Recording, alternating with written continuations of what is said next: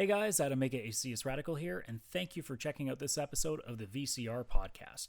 For more content, you can visit our Instagram at vcr.podcast.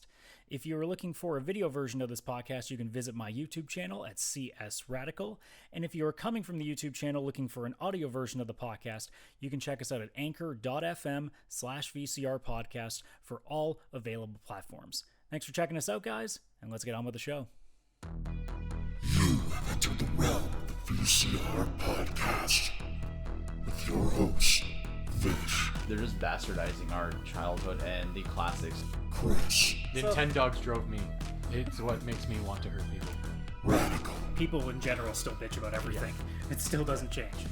Let the podcast begin. Ladies and gentlemen, welcome to the VCR Podcast, the only podcast that redates itself from the moment the title is spoken. Adam, aka askcsradical here. Got it on the first try. You're not seeing any failure that I just made on this specific recording. That is not going to happen because I'm editing this shit right out. Be released. Yeah. Same three of us always here again. Obviously, with terrible internet connections pending, as per usual. Yep. I've kind of given up on trying. It just gets to the point where it's like, man, like, the internet gods are with us, and sometimes the internet gods take it from us. So, Lord Gavin, why? well, wait, wouldn't it be Al Gore? Al Gore invented the internet, you know. It'd be our Lord and Jesus, Lord Gore. That sounds like a Doom character now that I think about it. Lord Gore. That does sound like a Doom character. I still Or no, Doom. that sounds like a Mortal Kombat boss.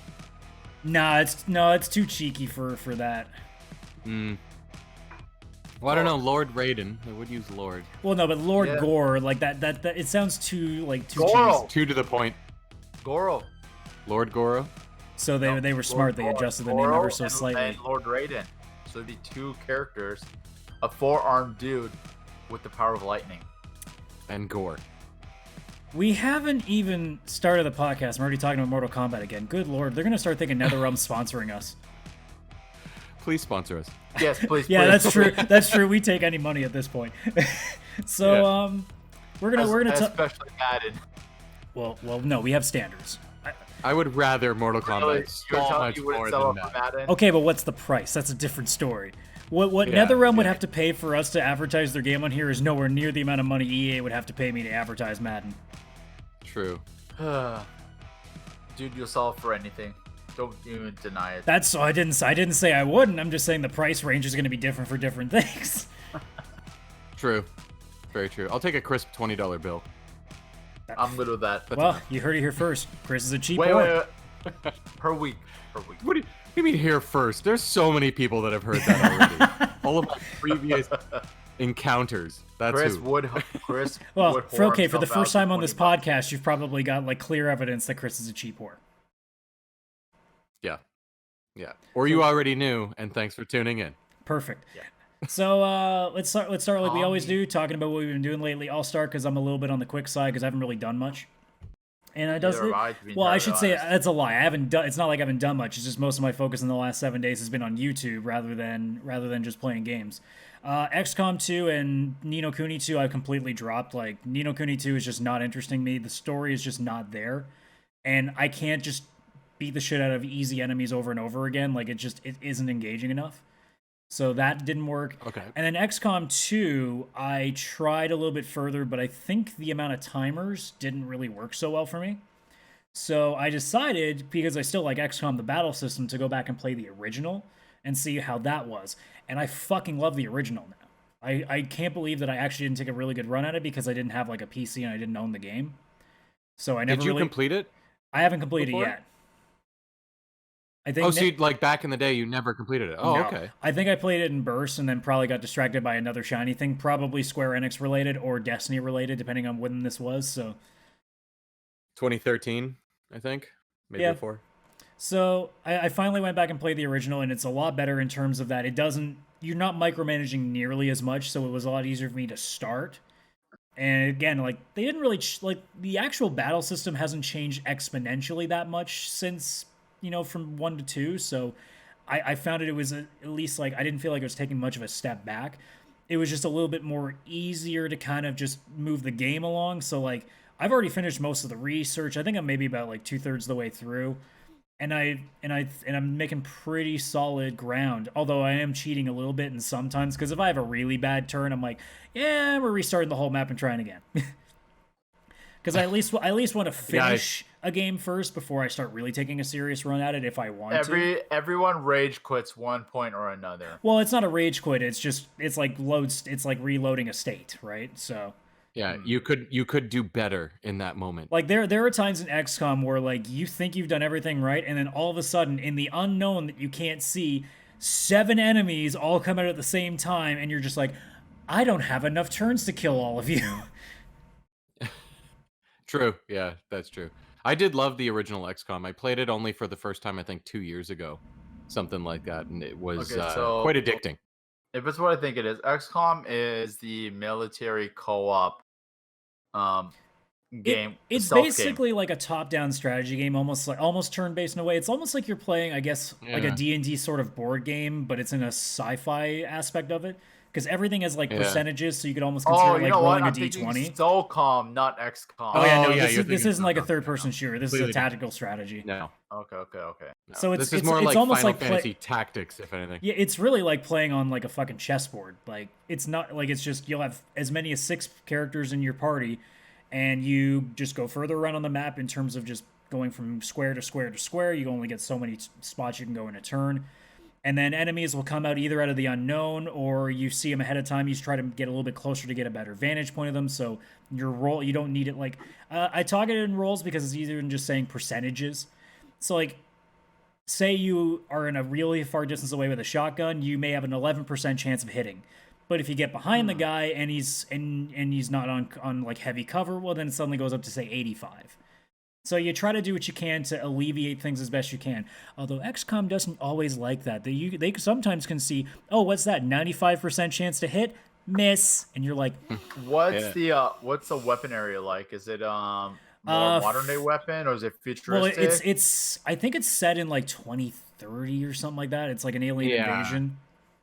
So Yeah, so it's slightly futuristic, but still like modernized. Like it's a sniper rifle. there's or a basically main like a rifle, few and then you classes. upgrade to like There's- a laser rifle. You or get something. like the sniper class, you get the assault class, which is a shotgunner. You get the support class, which can do anything ranging from being a medic or just being somebody who's really good at like laying down covering fire. And then you have the heavy, who just has rocket launchers and a machine gun. yeah. Okay, so it's kind of like it'd be like an advanced Call of Duty almost.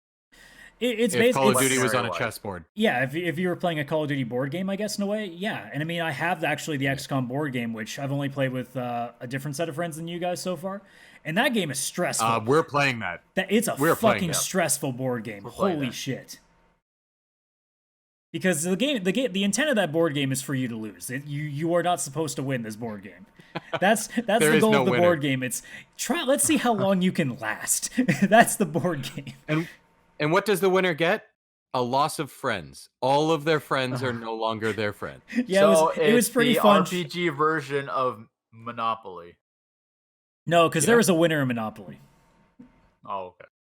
Is I've it? never finished a game of Monopoly. I'm pretty sure I've quit every time before there's a winner. The last time I played Monopoly was with a bunch of friends, and early on I knew I wasn't getting good rolls, so I'm like, fuck it, I'm just gonna be an asshole and not sell anything. And I waited until the very end because there was one person who was being the obvious like winner, and I kept trying to prod the person that was trying to catch up and was making a run for it, like almost a comeback from behind. I'm like, dude, if you get on this space, I will give you this stuff immediately. And literally, when they were about to do it, turned heel like a bad guy in wrestling and gave it all to the person who was going to win anyway, just to be an asshole. Okay. The thing is, though, I don't know if I've ever really played a real game of Monopoly my entire life. Like I've never understood I Monopoly. don't want to I've play a never real game of gotten Monopoly it, because it's just not. and It's literally it's luck. it's not even like the whole. Yeah. I've never like most people know. I've never finished a game of Monopoly. I don't even know if I've ever even really played a game. I remember playing it, but it's like You're not I don't know what the missing much, to fuck- be honest. I didn't know what the fuck was No. going on. Monopoly is one of We those need a fun games that I'm one. like, how is this game still popular with all the myriad of different board games we have now? So Yeah. here's the thing: Monopoly was created to show the evils of, I believe, capitalism. Yet everyone finds it like, oh, Yeah, this and game is yet so we much buy fun. 10,000 different versions of the game now. Yeah. The reason Monopoly's still What a around is all the twist. different versions that came out. Yeah, I remember one guy who whose name we'll not mention. We were pretty much convinced What he is was it, in love with Voldemort? Chris. No, we're for privacy reasons. We're pretty much I convinced know, he but you was in love said with... who shall not be named. I'm like, okay, Voldemort. Yes, so Voldemort bought Monopoly Nintendo because Chris was like, oh, that'd be cool. So he bought it basically right away and said, "You're not getting this till Christmas." And Chris was like, "I wasn't really gonna buy it, but thank you." I think I still have that. I think it's here. Yeah, It almost looks like it's just like collecting things. And my thought is, if you want to collect something so bad, why get a big fucking box? Yeah, get something smaller. Get things normal. Collect video Get games. get anime titty figurines like a normal person. God damn it! Like a Yes. normal person. God damn it. it's actually just get Is that it, a like, mouse pad with tits in the background there too? What, you mean the one that I have on this desk where it's fucking Yuna from Final Fantasy X too? Oh no, I meant the other one that's on your couch. Oh, yeah. Oh, I know like, that one's why- there, but I'm like, I'm not getting out of my fucking Oh, chair. you have two? I have 3. There's another one okay. inside in case another one breaks. Well, you said they were actually extremely you're very, very comfortable. You said. The first one I ever got was the one that I just showed you guys, and it was meant to be a joke. And I used it. I'm like, this is fucking comfortable. So as a joke now, just Yeah. because I love how people be like, oh, it's fucking gross. It's the same thing that when DOA Extreme 3 came out, I wanted to buy it just on the principle of being like, you guys think I shouldn't have it, so fuck you, I'ma get it. And then I went, wait, I'm not 100%. spending $100+ to import something. Yeah, no. But like every time I go to Con Bravo, I look at what they got for the fucking mouse pads because I would love to have another one. I don't give a shit. Amazing. But anyways, yeah, going all the way back to XCOM because the fucking asides that we had on that one, holy shit. Yeah, that was a big aside. Yeah, it's definitely a game that I've kind of come back to enjoy a lot. I mean, it's definitely something that I'm glad that I got back to, and I'm already re-downloading a bunch of older games on my PS4. I just re-downloaded the BioShock collection. I just downloaded Bulletstorm, and I just downloaded Infamous Second Son to go back and play some games that I didn't either have already finished or I never haven't knew done. I never knew you liked the Infamous game. I liked I never played Second Son. I played First Light, which is the side story. It's really good. And Okay, that one played was the really good. first two. Second Son, I just never got around to because again, I was really heavy into Destiny when that thing came on for free on PS Plus. So I was just like, I'm gonna just buy you just so I don't have to pay money and it's a free game. And then I looked at Destiny and be like, oh, shiny thing. Yeah. I never played, obviously, that one, not having a PS4. So- I did play the No, first two I, Infamous games, though. I loved those. No, those were really good. It was like he was basically like a human Pikachu. I mean, it's And- essentially like the closest thing we got to like a good Best superhero description game. ever. And ironically enough, the It guys who was. made the infamous Yeah. games made Spider-Man. So there you go. Oh, Yeah. oh. That's the first thing I actually thought when I was playing Spider-Man. 100%. I was Yeah. like, this actually feels a little bit like Infamous. Yep. That makes sense. But other than that, it's just been more content on the channel, and you know, there's a lot more stuff coming. So other than that, I mean, I guess I'll push it on to you guys. So let's go with you, Chris. What have you been up to? All right, so nothing's really changed from last week in the sense that I'm still playing the same things. I'm We were playing. playing Spider-Man last week. Yes. So basically, Yeah, you're last playing week- some pretty last good week fucking pod- games. Yes. Last week is when I announced I started Spider-Man after getting through all the fucking difficulties of getting the controller working and, And stuff it's like crazy that. to But think I think that, at like, that point, through the chat, you've told us straight up, like, that game has made you pretty much want to get a PS5 now. oh yeah, trust me. Oh my god. So I've been still doing Animal Crossing because it's just like a daily thing you do. I made $2.4 million on the stock market because that's what they call it because it's turnips. So you were trading drugs, I see. I was No, basically trading trading turnips. drugs. With drugs Um, inside. Turnips is a street Yeah. word for crack. Yeah. Oh, or actual turnips that expire in 1 week. which is Hashtag probably ban all the video games. Okay, so So, what's I've been what's playing so Animal Crossing. special with these fucking turnips though? With the turnips, so they're for every Sunday, they're for sale. You can only buy them Sunday morning between 6 a.m. and noon, and that's it. If you don't buy them, then there are no turnips for you. And They go any- what's the benefit of the turnip? So it's like the stock market, like our version of the stock market, like their stocks. So they are sold between $90 and $110. But throughout after that Sunday, starting in Monday all the way to Saturday, the store on your island, you can resell them back, but the price changes. There's one price in the morning and one in the afternoon. The price can go anywhere from $30 to $800. So you could buy $200,000 worth of turnips at $100 and then sell them all back to the store at $800 a piece, and you just make an incredible amount of profit because the game is all about making money so you can do more things to the island. And pay that piece of shit back. So That how, fucking Tom Nook. So we can Oh get off my your fuck. fucking ass. how high were these guys that turnips became the currency? I mean, They had to make it kid friendly. I mean- so I it's mean- like it's not money, it's bells on the island. look at the way the characters are designed in that game, and you can tell that marijuana was probably an influence yeah. when they were drawing this shit up. Because it's Oh, yeah. like The rack. Oh, You So the look at the raccoon eyes on has some you, of these like- characters, man. There's some Ra- characters that have no eyes. There's literally a character that is a wooden bunny that has nothing inside. It's like an outer doll of a bunny. But you can buy funny glasses and put them on the bunny, and then it looks like it has eyes. So that's the trick. Do that because it's actually pretty fucking creepy. There's a ram that's also a clown. It's fucking creepy. I have a horse on my island clowns are named Renee. creepy. Yes, it's very creepy. Yes, very. It's a very clever game. Like there's a horse named Renee, like spelt nay, like a horse would make. That's pretty Heh. funny. Heh. That's actually Yeah. clever. Yeah, there's a lot of clever things on there. But yeah, the only purpose of the turnips is to buy them at a price and then sell them. And I actually go like there's a Reddit for it. I actually found an island because it's not just yours. You can go to anybody else's island. So all these people are reaching out like, hey, what's your turnip prices? What's your turnip prices? And there's AC Turnips is a subreddit. And you will go on, someone will post like, hey, my turnip prices are 650. Within 13 seconds, there's over 200 comments. And it's like, it's just trying to get in there so you can go visit somebody else and sell your stupid fucking turnips. I've gone to Twitter because somebody will post and you can get to people much quicker than Reddit. So I went to an island yesterday for 650 bells and I made 2.4 million. And then I paid off my loan and then got my house to expand even further by getting a basement and built a bridge. I thought you were going to say sex dungeon. Now I'm disappointed in you.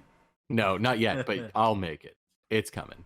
Me In and Animal Crossing, Renee. it's gonna happen. It'd be plenty of bestiality in there. Look, I'm not saying that my main Minecraft world has at least several sex dungeons into it, but they have at least one for sure that people know of. Yeah, you always need one. So I play Animal Crossing, but I mean, there's nothing new there. I'm just forever paying off loans because of It's a stupid basically raccoon. like it's like a rehab game these days already, so. It basically is. But the thing is, it's very relaxing. There's something about having a game like Minecraft where there is no like main goal. You just kind of go in, you play. The setting in this game is beautiful. It's just like a tropical island you move to for $5,000 to live forever with all these random animals, and you get to design it however you want, and you just kind of chill. So, It's especially in this quarantine, I can see why it's already outsold its lifetime expected sales that Nintendo had originally forecasted. right. in 6 Like weeks. this is what there's some some people that are benefiting from quarantine, and Animal Crossing is one of them because it's like you can live a life that unfortunately you're not allowed to live right now at all. Yeah. I mean, it Going would have been out, it like, would have the- still been just as like popular had it not been quarantine. It just gets amplified more when people are spending so much more Yeah, time in it. it absolutely like I wouldn't have bought it probably Not if as quarantine quickly didn't though, happen. I feel. No, it would have been just as quick because it's Nintendo. Nintendo has that marketing power, and it would have gotten over. It's Yeah. just the difference is you see so much more of it now, just because people are posting a lot more often because there's nothing holding them back. Yeah, there was so much more hype built around it, I'd say, also with the quarantine and stuff. Like that's what got me into it. I didn't plan on buying Animal Crossing. I'd never played before. But just a lot of people that originally wouldn't have played, they're stuck in quarantine and Well, they probably would have got There's it so at much some hype point and- anyway once they saw what it was going on. But I mean, they figure, well, fuck it, I might as well try something because I'm bored as shit. yeah, like I turn on my Switch and there's like out of the 20 people I have as friends, there's 4 to 5 every single time I turn on my Switch playing Animal Crossing, including Brit. Brittany is one of them at all times. Me and Brittany basically talk every day to discuss what prices of turnips are on our islands, like every day. Bunch of coworkers that of my fiance and stuff, like same shit. Like holy crap.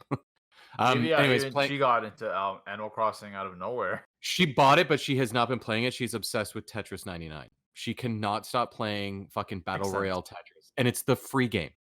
It's the game Makes that sense. comes with Nintendo Online. It's not even the $80 game she bought. It's the free one. But either way, So Animal Crossing, I finally beat Picross, that puzzle game that I was telling you guys about a couple Oh, you times beat ago. it? I finished all the puzzles. It's a simple puzzle game you play on the side. There had 150 puzzles, and they get like progressively harder. The first 15 you get through in minutes if you know what you're doing. The last ones took me about half an hour per puzzle. One of them took me an hour, over an hour. Like some of them get pretty tough, and there's 150, so it's definitely worth the $5 it was to buy that game. But I ended up finishing that, so that was nice. It's the first game I beat this month, which is good because I got to beat 3 more by the end, and it's already the 13th, so I'm behind. But the main contender of what I've been playing is so much more Spider-Man than last week. You mean Alex Jones comic book simulator? Oh yeah, yeah. I like that. I never heard that before. When I think last week when we talked, I had just got into it. Like I beat Wilson Fisk. Like I was at the very first boss. Yeah, that was like the first 20 minutes. Yeah, I was more focused on getting the Bluetooth of the controller working, and then I realized it was just the Bluetooth on my computer is built into the motherboard, so there's no outward dongle and stuff, so it's just a very poor signal. And I was like, fuck it. And I just started playing with a wired controller and actually played Spider-Man. I am now 72% into the game. I played a little bit before dinner today. I'm at the part. Should we worry about spoilers and stuff? I mean, if you can be vague, I'd say try. Okay. At this point, it's over 2 years old. Like I still don't want to do that just because now that it's on PS Now for people, that might be a point where some people are getting back into it. So, and I know that like nobody watches this show right now, but just in the odd case, the thing is, this was the part that I told him. Let me know when you get to the one part where you're like, oh, he's fucked, and he just got to it where he's on the island.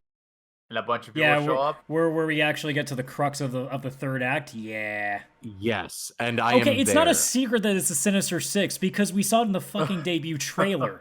That was actually my thing. When I was at that part, I was like, wait a fucking minute. This was that debut trailer back at like one of the E3s. This is 65% into the game. Like, holy shit. Like, I'm surprised they had the balls to go that far into the reveal trailer. Like, that's crazy. But yeah, because again, you're not seeing the context. You're just thinking, okay, there's a good chunk of villains in there. That's all you needed to know. Yeah. But then it's like, oh, he's fucked. Yeah. Like, and I just played. I had a boss fight against 2 classic villains. One that can fly, and the other one that electric-ish. I'll just say that, I guess. Yeah, it's kind of difficult to. Yeah, it's hard to do it without like a little bit of spoilers or whatnot. But like, so I just had a really cool boss fight. It's very much just after that the thing on the island, the big battle and stuff there. Well, you'll notice in the boss battles, there's going to be 2 at a time, most of the time. I figured that was going to happen because like I'm at this point, and it says story-wise, I'm 72% done the game. Like, there's not that much. Yeah, you're definitely at a point where you're pretty much getting to the final bits. So. Yeah, like it feels like at the end they were like, all right, there's all this big build-up. We're gonna slowly give out more like open world stuff to collect on the side and do. And I'm also assuming you've done most of the side stuff. So I did all the backpacks. I did all the Wilson Fisk hideouts. Because that's mostly the crux of the completion anyway. So saying 72 is probably more indicative of how much of the side stuff you've done rather than the story itself. Well, it says story. How much of the Black Mask? Oh, the story completion is 72. Okay. Yeah, that's what it says on the save. It's been a while, so I can't remember what the actual percentages look like. What about the Black Cat and Taskmaster? Black Cat is done. Finished all her stuff. I'm still mad that they locked like her actual like little special stuff behind a paywall, and I'm like, I just refuse to get it. The DLC, yeah, that sucks. That's another thing with PlayStation Now. There is no DLC options. Yeah. Oh, so you only get the base game? I mean, base game. I think he's happy he's getting the base game at this point. I'm fucking happy. The base game is great. Yeah. The base game is more than worth the money you pay for it, regardless of how much you pay. Like if I got it at full price, I would have been happy, but I was nervous about it, so I waited for half. Yeah, and it would have been worth it, 100%. Oh yeah. So the game is amazing. The side stuff, like I said, I did the backpacks, Wilson Fisk hideouts, Black Cat, the demon hideouts. I haven't done Taskmaster, all of it yet. I don't really like the time stuff. It gets me all fucking like riled up. That's Like, where the completionist part of me went no, because as soon as it's like yeah, when you have to do it in a certain time, I'm like, dude, I did it. Like, what do you want from me? yeah, that shit stresses me out. So I can only do a little bit at a time before, because I get like The really pigeon competitive one and you into it. can just bypass. It's just Yeah, I pointless. don't think that's been introduced yet. What? It's The a homeless pigeon? dude.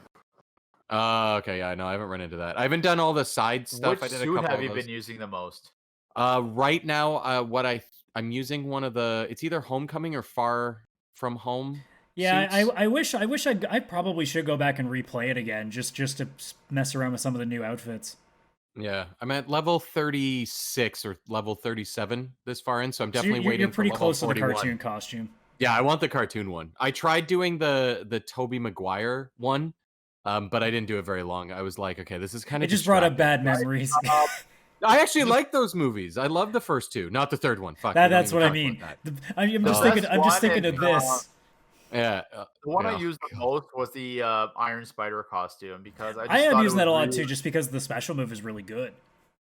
Well, you can Yeah. change the special move, which is kind Well, of cool. I just like happen that. to use it Yeah. anyway because I figure it was kind of weird if I'm like naked Spider-Man doing the Iron Spider stuff. Like, Yeah. wait, where is that coming from? Oh, it's coming out his butt.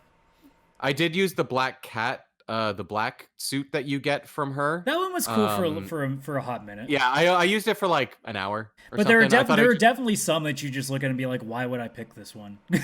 Yeah, absolutely.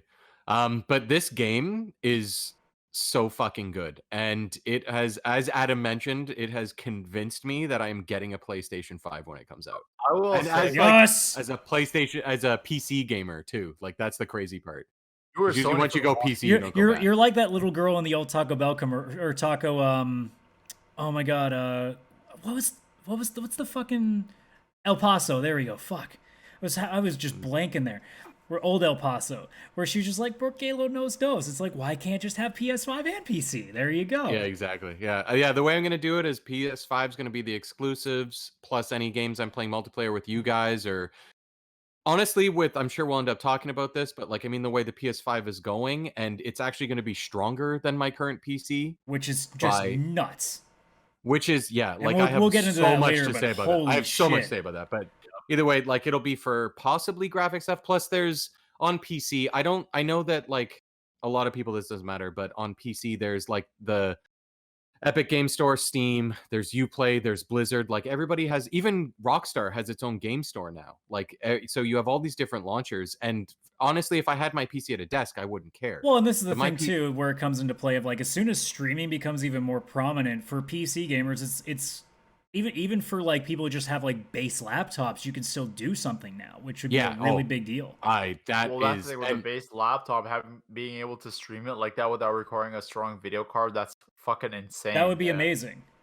yeah. And I've actually got a lot of experience now, apparently, with streaming, because I've looked back and there's so much I've done with it. I've done Steam. So Steam has like the Steam Remote Play streaming kind of stuff, and I've had it where that was going to my phone. I did it where it was going to my tablet for a while because I had like hookups, like a controller that hooks up to it. I took my Vita and had Moonlight installed on it, which allows you to stream your PC to your Vita, which was super cool for any older like game, like Final Fantasy V. It was the only way I could finish that, like 150 hours of it. I needed to do it portably. The old graphics on the TV, I kept thinking like, okay, but I could be playing, Spider-Man or whatever the hell at the time I was playing. But being able to take the Vita on the couch in bed, wherever, and just play like an old game, like, it was super great. But PlayStation Now, and this is probably because with the PlayStation Now, I have my PC hooked directly into the modem, like it's hardwired instead of going wireless. The streaming of it is almost flawless. It's insane. I assume, like, I think, I'm not sure with Game Pass because I haven't actually used it yet. I'm not sure if you have to install the games or you have the option of installing it or streaming it. I'm not sure which one they have. Yeah, I'm not sure myself. Yeah, so yeah, I'm gonna be testing that out because I'm way more curious into this whole streaming stuff. With the wireless streaming, it was good, but sometimes there would be a bit of lag. With the video, that's not a problem. It's the inputs that matter, because all of a That's sudden you're always been the trying to big do deal. something and you press a button and nothing's happening and you die because of your internet sucking. Not you, the internet, and that frustrated me. And that's why I actually lent my Vita to my sister to just play a bunch of old like PS1 games that were on there, because I couldn't, especially once like all this quarantine happened, my internet went to shit. It's not the same because Mine's been the world's fucking internet painful. is not the same right now. Everybody's broadband just sucks. I'm just because gonna of sit here everybody with being my at home. speed test. It says I'm getting 90 down still. So ha. Yeah, but my computer, because it's actually like, you know, hardwired in, that's the one of the few things I have that are still has a really good connection. PlayStation Now actually being hardwired into the computer, there's only been like maybe 3 moments where I remembered it was streaming because the video I was seeing, there was like almost static, like a brief moment of static, almost Yeah. like my DVD skipped or there was like dust or something on my DVD. And I saw that and I was like, oh fuck, right. This is not actually playing on my computer. It's playing off somewhere and I've just been playing here. It's been flawless. It's gonna be almost. great when they really get this shit nailed down, like say 5-10 years Yeah. from now. And when you can have both options of both physical and streaming copies, like neither are going to be a bad option. It's just whatever you want to prefer. Yeah. The 'Cause the crazy idea- thing is that The idea of having it like straight from the disc, and it also gives you something to collect for collector purposes. But if you don't want to have to worry about hard drive constraints, streaming just fucking That's kills the that. biggest thing. Yeah. It's like every time I finish a game, I have to take it off my hard drive. yeah. Well, I but mean, then now it it's depends on what like- you get, because fucking Call of Duty's like, you know what, 150 gigabytes just isn't enough now. Yeah, that holy fuck. But Well, yeah, it's, like another crazy part is that when you're on PlayStation Now, you have to actually sign into your PlayStation account, which I hadn't done since 2012, by the way. Yes. Holy shit. And I added both of you, Yeah, I was How like, many which is so weird. what? Yeah. How You many actually requests did you get? I didn't. I did. So oddly enough, all of your friends from PS3, like mine, weren't there. Like all of my trophies Really? from PS3, everything was there, but my friends hadn't carried forward. I don't know if that was a PS3 to PS4 thing that happened. I have no idea. I wasn't there for I it. couldn't apparently. tell you either. You're allowed to change your name, so you could change it to Jin and Chris. Yeah, you if can change like. it once, and then you got to pay money Oh. after that. Oh, then obviously both of you haven't checked because I already did that. Well, that's I because I don't look at my friends list because I don't give a fuck about my friends. Oh, well, I do. Seems legit. Yeah, Um, it checks out. But you actually earn trophies. Like it's when you play PlayStation Now, it's treating the game like you own it. Yeah. Like it's like you had the disc and put it in. You earn all the same trophies, all the same everything. When I'm looking at I downloaded the PlayStation app because I'm like right back into the PlayStation mindset. I'm checking. I see Vishal what like achievements you've earned with Mortal Kombat 11, stuff like that. And it's just showing me in the feed like, oh, Chris, Jin and Chris was playing, earned these trophies, blah blah blah. Actually, crazy. with when in 2010, I had a monthly subscription to Blockbuster Video, and they were allowing me to. So the way it worked is you could rent a game, keep it for as long as you want. It could be a 40-hour game. You keep it for the entire month if you wanted. That's crazy. Well, they did that But because if they you- were fucking dying. Yeah, what year Oh, was yeah. this? 2010. This was close to the Oh, end. yeah, this they was- did oh, that yeah. close to the end. That's why they did So it. I played. Sounds like a lot of- GameStop move. Yeah, so I played a lot of games in 2010 because of this format. And it was a great format. But it was like all the games I got there, all the saves data, all those trophies were always there because I played the game on there and I finished it on there. It's still saved to my drive Yeah. and it's still saved to my profile. So I can look at all the games I played on the PS3, on the PS4 and see, oh yeah. And just like see, like, because sometimes you forget. It's like, I forgot about Dead Rising 2, and that's like arguably the best zombie game ever made.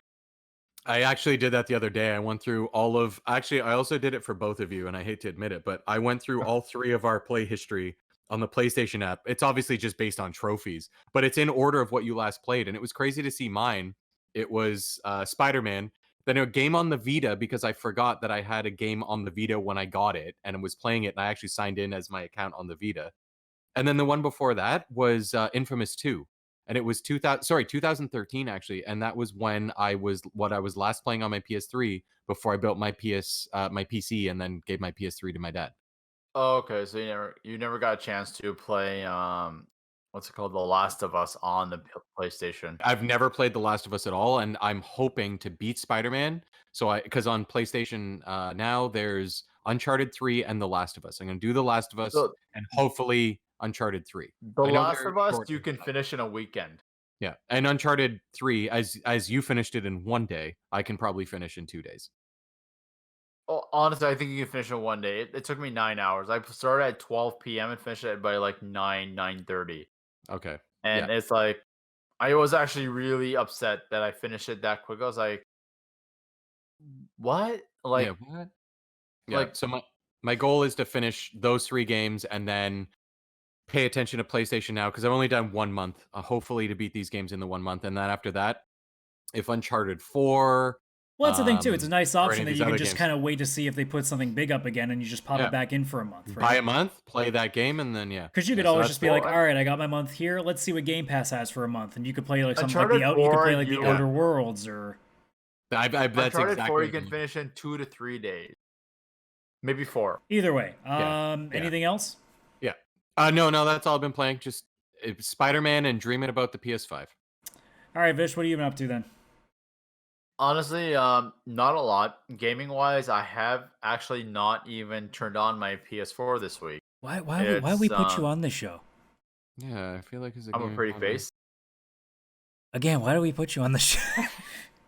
I just told you. And so Fake lately news. I Fake news. wrong. So lately I haven't really gaming. Unfortunately, I had a chance to. Like I mentioned slightly last week, a new opportunity has came up in my life. Yeah, you and I've had kind of to been busy trying not to fuck up your new job. So I'll Exactly. give you a free Yeah. pass for a little while longer, but otherwise I'm gonna hold you to a standard, sir. Well, and then this, you're playing Devil May Cry. yes, no, this weekend I'm actually planning on in the mornings to dedicate some time into Devil May Cry 5. And I haven't been able to really game a lot. I haven't even like finished the arcade mode in Mortal Kombat this week at all with anybody. Also, it's not true. You've been playing games in the last 7 days. It's just been the one day you play with us. Yes, yeah? yes, that is true. So I've been playing. check out the VCR Plays edition for all the times that you get to see Yes. me yell at Left 4 Yeah. Dead 2. I've been playing Left 4 Dead 2 with Chris and his giant douchebag and our friend Kevin. I'm the giant douchebag. Yes, you are.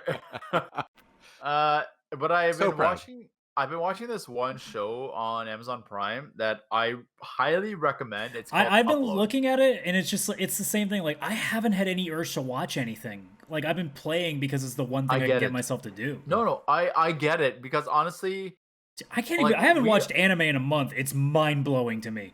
I think honestly, That's if not it possible. wasn't for the MCU, I don't think we would watch a lot of movies. That's not Because true. the- It's just obviously I now like to watch a lot of movies. without theaters and things like that, I'm kind of not nearly as interested in looking at stuff. Yeah, because I don't look at movies as we're watching a movie. I look at movies as like, hey, it's a night out with friends. Hey, we're chilling together. Hey, we're going Yeah. out together. I look at movies and the theater as an experience, not as watching a movie. It is Yeah, I true. feel though, like I just watch most of my movies at home. It is true. The last time I actually watched movies outside of like theaters with you guys, I had my girlfriend over and we watched John Wick 2 and 3. So Hot. Yeah, so like it's Keanu Reeves, so I'm sure Lisa must have been like a well, little horny afterwards. we just made sure Lisa, we made Adam. Keanu. It just made him excited for Cyberpunk even more. That's what happened. I'm just thinking It's breathtaking. You're breathtaking. Anyway, So- so I'm assuming Upload, right? So Upload, and it's made by the guys who made The Office, and it's a really good show. I've Like, heard from people that it's like a less dark Black Mirror, which I'm already interested in because I've heard a lot of good things about Black Mirror, but I've also heard it's fucking dark. So I'm like, eh. Oh yeah, Wait, is I've it? seen some episodes of Black Mirror, and sometimes it like you have trouble if you don't watch it at night because you'll have trouble sleeping. There's a lot of things I don't want to watch. So with Upload, it's a very simple concept, but it's done in various emotions and done well. It's hilarious at times. It's very heartwarming at times. It's dark and depressing as fuck at times. Like I don't know how to classify it. Like a dramedy is literally the only term I would use, but then there's other Classified as an emotional clusterfuck. No, but there's also other elements. Like there's crime involved in it. Like there's a lot involved in the show. Okay, and so it's done just a plain clusterfuck then. A good Yeah. clusterfuck. it's legitimately a good clusterfuck of like a lot of genres conglomerating together into one one awesome thing. And it's like the show is actually has a lot of substance to it. It isn't just like, hey, this is pretty fun. It's like, oh, there's actually like deep character development. There's actually like deep relations, and like so far there isn't really a villain either in the show, which is always complex. Now he's Oh, yeah. now he's talking about a good show on Amazon Prime, and he's talking about like good substance and good relationship with characters and stuff. And I know Chris is gonna back me up on this one. I'm kind of perturbed though that you decided not to watch The Expanse first. Yeah, I was 100% thinking that. Like, what the fuck? We've told you. Motherfuckers dodging us, man. I know. I need to watch The Expanse. I know. I even just bugged one of my other friends because he's looking for books to read. I'm like, I haven't read a book since from cover to cover since high school, but I watched The Expanse, so go read Leviathan Wakes. The Witcher is when I'm done that, I'm getting the Expanse books, and that's where I'm going. Okay, so Because I've heard the books are like even better because the show is pretty faithfully adapting it because the guys who write the books are also producing the show. So Yeah. No, I get it, and I know I should watch The Expanse so I can at least talk. we about it. were Expanse shaming you. I cannot wait for the day that you watch it and you come and tell me that Shohreh Aghdashloo playing Christian Avasarala is the best fucking character you've ever watched because she's the fucking shit. Okay, Yeah. I'm getting slut shamed right now. Me too. No, we're anti-slutting you because know. you didn't Yeah, do the thing you wanted to yeah, do. But honestly, it's you're not. That's the hashtag. Hashtag you're not. Hashtag you're not. I So- love that. as I meant, so yeah, like this show. Hashtag like, no honestly, you. Chris, I think you would really like it. Really like it. I'm Adam, definitely gonna look into it when I can actually get myself to fucking sit down and watch something. That's for sure. Because as So, soon as I eyed the it, I'm like, story that looks doesn't fucking kick cool. in. The story doesn't kick in until about 2 or 3 episodes in. It's still entertaining, but That's when fine. the story kicks in, it's very subtle. Me and Chris play JRPGs. We know that it takes time. So Yeah. Step once one. there's one moment that you don't even realize. It's like, hey, this is the turning point of the show. Mm. And it's very subtle. It's very just like, oh, okay. And it's like, wait a second. It just changes the formula of it. And it's like, you start getting addicted. Like, you want to know the mystery behind it. You want to know what the fuck is going on. And that's the thing. It's just like I said, there's so many genres conglomerate into one in this show that like it also and I like this cast is ridiculously good looking. Ridiculously good. Hashtag me too. No, dude, trust me. Like when you watch it, it's like this cast is ridiculously good looking. Like Zoolander, Like, Oh, like ridiculously good looking. ridiculously good looking. and they're all gonna die in a Um, fake fire or a fake gasoline fight accident. Gasoline fight. They're Fucking gonna Zoolander. die. No, they're gonna die of a fake virus that we're going through right now. Oh wow. FYI, Vishal- friends, I am being sarcastic. I'm not one of those fucking idiots. Yeah. Vishal, you said this was done by the people who did The Office. Do you happen to know if Michael Schur, like the writer of The Office, is involved in this? That I don't know. Oh, I didn't check on it, but it's just like when I said from the creators of The Office, I'm like, oh, this is always because And Vishal's TV penis grew 5 times larger that moment. yes, it did. the reason So I it's like, the thing is with The Office is like the guys who made Parks and Rec, Brooklyn Nine-Nine, The Good Place, which I still haven't watched yet, but I heard it's hilarious. that's actually why I asked, because the people who are involved in all that, it's actually Michael Schur is the writer of those 4 shows. Like he wrote The Office, and he's in The Office. He's Dwight's cousin. He's Mose. He's Mose. Yeah, Oh Mose. my god! Mose is the writer of The Office, writer of Brooklyn Nine-Nine, The Good Place, and Parks and Rec. That's him. He wrote himself into The Office. He just Oh never my God. spoke really. So The Good Place is about people that die and then go to the good place. It's like a non-religious version of heaven. Like it Yeah, has nothing to do with any specific religion. It's just where you go. I looked it up. And It's it's not. funny because It's not him. oh, he's not involved in this. No, Yeah, that's interesting. The 'cause creator on this one is Greg Daniels. oh, okay. So like the Simpsons guy. Oh, they're mentioning The Office. I don't know. Maybe something. No, because he also he brought The Office to American Yeah. TV.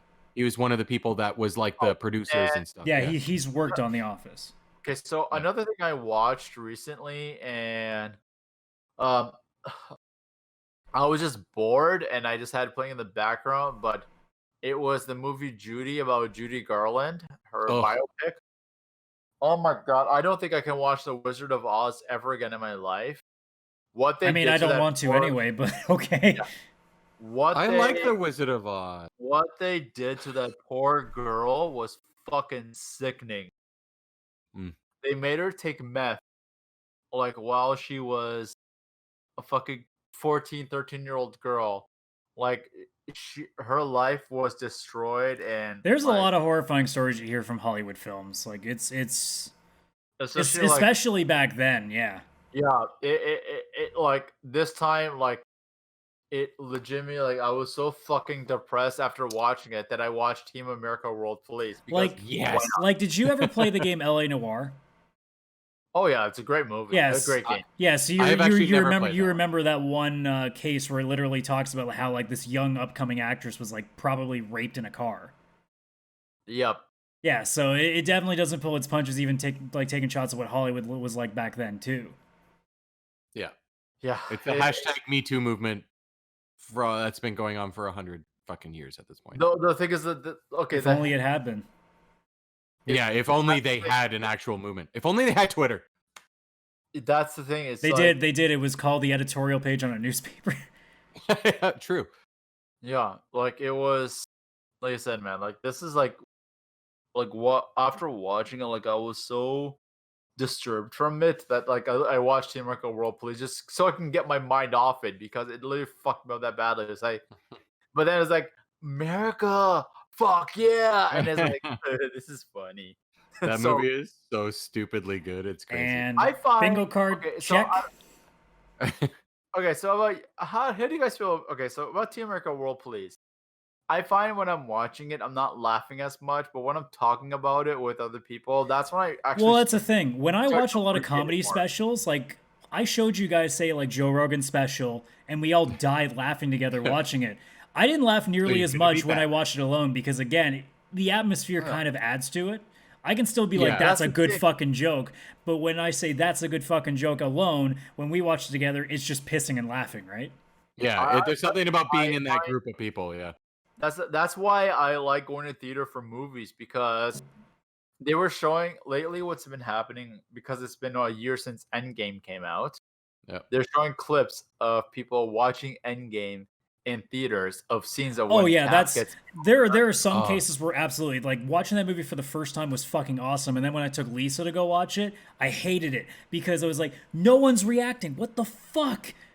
Yeah, That's- where's all the reactions? Yeah. like the portals scene.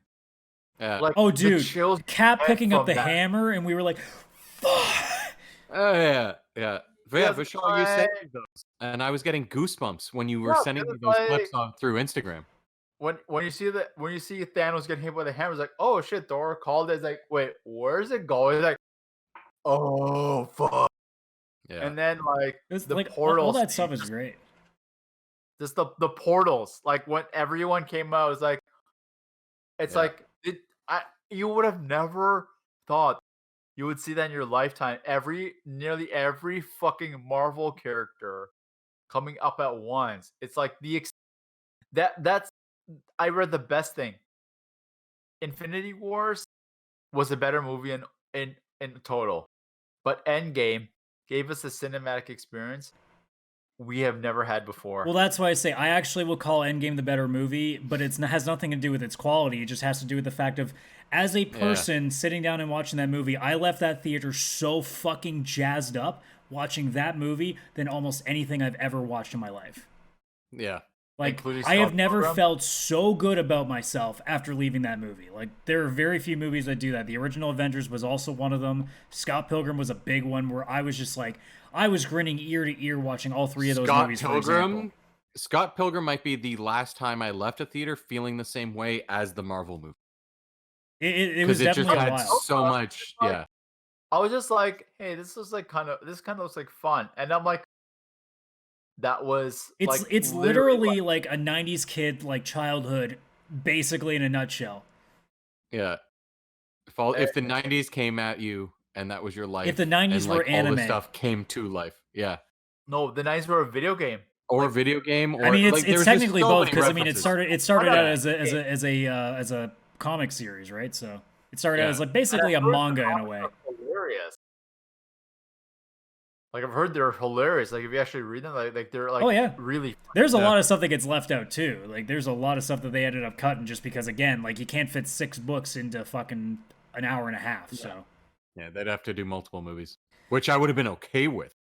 I wish there was more. Otherwise, Yeah. anything else you got, or shall we move on to our next thing? Like I said, those are the only things I've been watching, and I'm hoping to crush all of, if not most of, Devil May Cry this weekend. And watch Yeah, The and Expanse, you fucking pleb.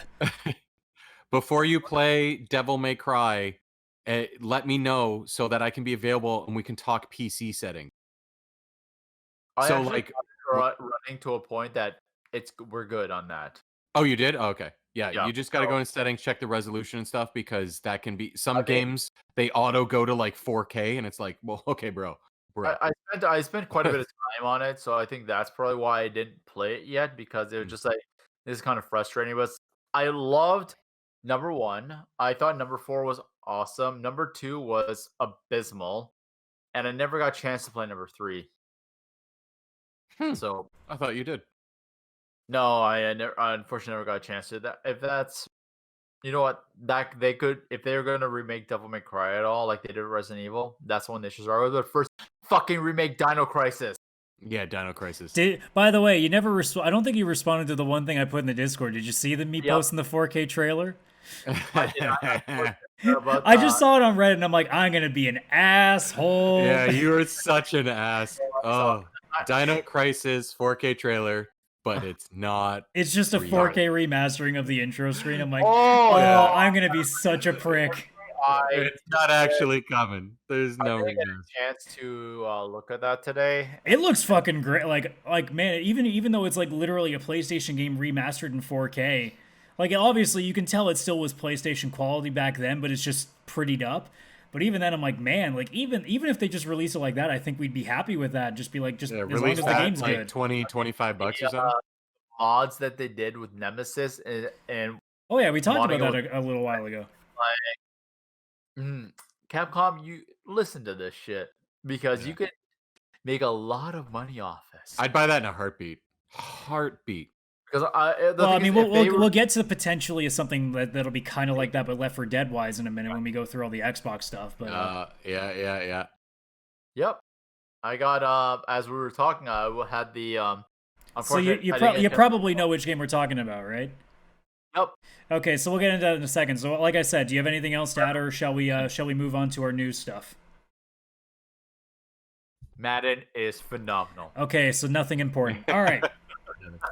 So just for posterity purposes, we're gonna take like a quick intermission here. It's not like we're streaming or anything, but this is just like we need a second to like refill water and maybe potentially go to the bathroom. So we're Yeah. gonna take like a 5-minute pause here. Not that you guys will know it because it'll be half a second, but we'll be right back and we'll get into all the news stories. In the words, It'll be a bleep. In the words of Sylvester Van Damme, I'll return. You're a piece of shit. All right, Wow. so we will I'm be so triggered. we will be right back. And welcome back to the VCR Podcast, the podcast that totally just didn't take a 5-minute break because you wouldn't know any better. So, in the news for this week, let's start with the releases because I'm an idiot and forgot to do that last week. So, I'm going to talk about both the games that, at least, and this is major games, by the way. This is big name games that came out in the last week, although most of these actually just came out today as we're recording this on the 13th, so I guess that helps nicely. It So does. starting off with the stuff that did come out today or yesterday, Yesterday, the PC version of Halo 2 Anniversary came in. Woo woo. So Is there any? Is it just like some refined graphics, or I is there like assume it's just like a remastering a bit, like anything So else. the Halo Master Chief Collection came out on Xbox, and it's Xbox. It's Halo.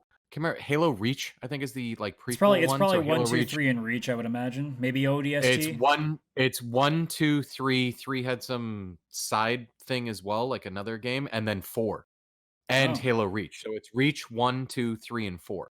It's everything but up to there. And it's also on PC, but what they were doing on PC, they came out with the game, but they're releasing each Halo in like 1 month intervals. Oh, I see. That's interesting. I would rather just them wait. It seems kind of Yeah, weird. I don't know.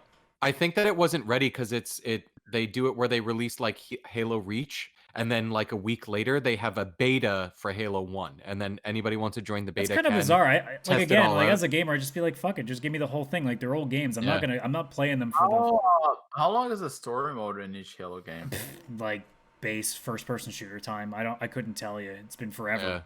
But it's, I'm definitely gonna pick it up because I've never played any Halo, and I want to play the campaign of all of it. I played 1 and 2, really liked them. I tried playing 3 and I couldn't stand it. And then when 4 came in and they brought it back, I played 4 and I'm like, this is okay. I think it's probably because too more of my love for Halo came playing with friends, playing like old like LAN parties and Yeah. shit. So It's the same Yeah, with that like makes sense. GoldenEye almost. although I will say, like going back, like I have played the original 2 games over again since all those days, and they still hold up. They're still actually pretty good stories for first person shooters on the Xbox. So With sorry, go ahead, dude.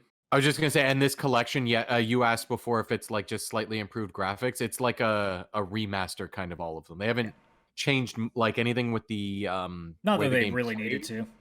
Yeah, they just took the graphics and updated them to what, like, I'm assuming Halo, I don't know, what are they on, 5? I don't know. Fuck. But they updated it to like modern graphics. Oh, so they actually did like almost. But same campaign, same Yeah, they controls, basically same pumped it up to everything. like Xbox original to basically like early Xbox One for the most part. Yeah, it's like Xbox One graphics, but like all of them. And it's one collection, and it's only 40 something dollars Canadian it was for the pretty whole nice. thing. Which it's actually like reasonably priced, and I'm definitely going to pick it up during the summer sale on Steam. Next up, visual like this because we've played this together before. Super Mega Baseball 3 came out, which I didn't even play. I didn't even play 2, and I'm like, well, fuck. I guess I'm just gonna have to do 3 now. So I really enjoyed Super Mega Baseball. I thought it's the sports games that I want out. It's because arcadey baseball. It's Yeah. fun. But what's so different between They added a lot more in because the original game doesn't have a lot. Like it's literally just versus and like a bare bones season. Now they have like trades and free agent signings and all these and online capability. Like there's a So it's lot more to it than it just what it used to be because the default game really didn't have much and it wasn't online. So is it okay? So is it more like minus the online? It's more like they're adding a managerial aspect. They to it? just keep adding more content to it. They refine it. The graphics has changed slightly. Like it's a little less cartoony, but it's still very cartoony. It's just not nearly as like, I guess, condensed. I'm having a really hard time explaining it, but Is it a little more realistic than the WWE it's game? it's a little bit cleaner, and anything's more forward to. realistic than the WWE video game. I am looking forward to that game, dude. No, I'm It not. looks I like- am too. No. I am too. But I don't have the same connection with WWE that you do, Adam. Well, I don't really either. That connection's pretty much gone. All right, well that's true. Okay. Because AEW took it at away. any point, like AEW also is a much better show right now. But here's an example of why I don't care for WWE right now. So one of the guys who is from Quebec here, and he's also Muslim, his name's Sami Zayn, and he decided that because of obviously COVID, he didn't want to go back to work. So they've stripped him of the Intercontinental title because of it. What? It's like, or you That's make it, stupid. or you say like what UFC does when a guy gets hurt, you make an interim champion, so when he comes back, they fight for the title. But no, they Yeah. just he's not the champ anymore. I'm like, that's nice. Are you Wow. talking like Vince McMahon is a terrible person? No, he's never shown any of that. That he's a racist, sexist, misogynistic, actual like misogynistic piece of shit. No, he is. He's 100%. But anyways, Like, I digress. This is not a trash Vince thing. So we're gonna move on. I'm sorry to cut the aside off, but we got a lot to go through here. Yeah. We'll go through that later. Yeah. No, we're not gonna get to it later because we ain't got time. Yeah, there's no time. There's so much to cover. So much. Deep Rock Galactic much is the last one from this week, which I looked into. It almost looks like a dwarf, like Left 4 Dead shooter. So it's almost like if Borderlands with dwarves, and that looked really interesting. And What's that this game Why are called? we not playing this? because I'm not paying full price for that shit. What's this game We will called? It's called eventually Deep play this. Rock Galactic. Check out the trailer for that after the show, or check it on your phone or whatever during that. But it looks fucking interesting. That looks like something we'd have a blast playing once it kind of gets knocked down in price a little bit, so we can all afford a copy. Deep Rock Galactic. But Right. but other- $35. that's what I mean. I can't justify $35 right now. That's why we On went back and wish played list. Left 4 Dead, because even if we didn't own a copy, it's like $5. This is true. So this is all stuff now coming in the next week. So this is on the 19th. There is a PS4 VR game called Gorn, which I believe is already in VR on other PC devices. It's basically like Oh, a yeah. cartoony gladiator arena VR game. Did include that one like lizard like villain that Captain Kirk fought, the Gorn? That's not the same thing, Vish. It's not the same thing. It's close. It's close, but not.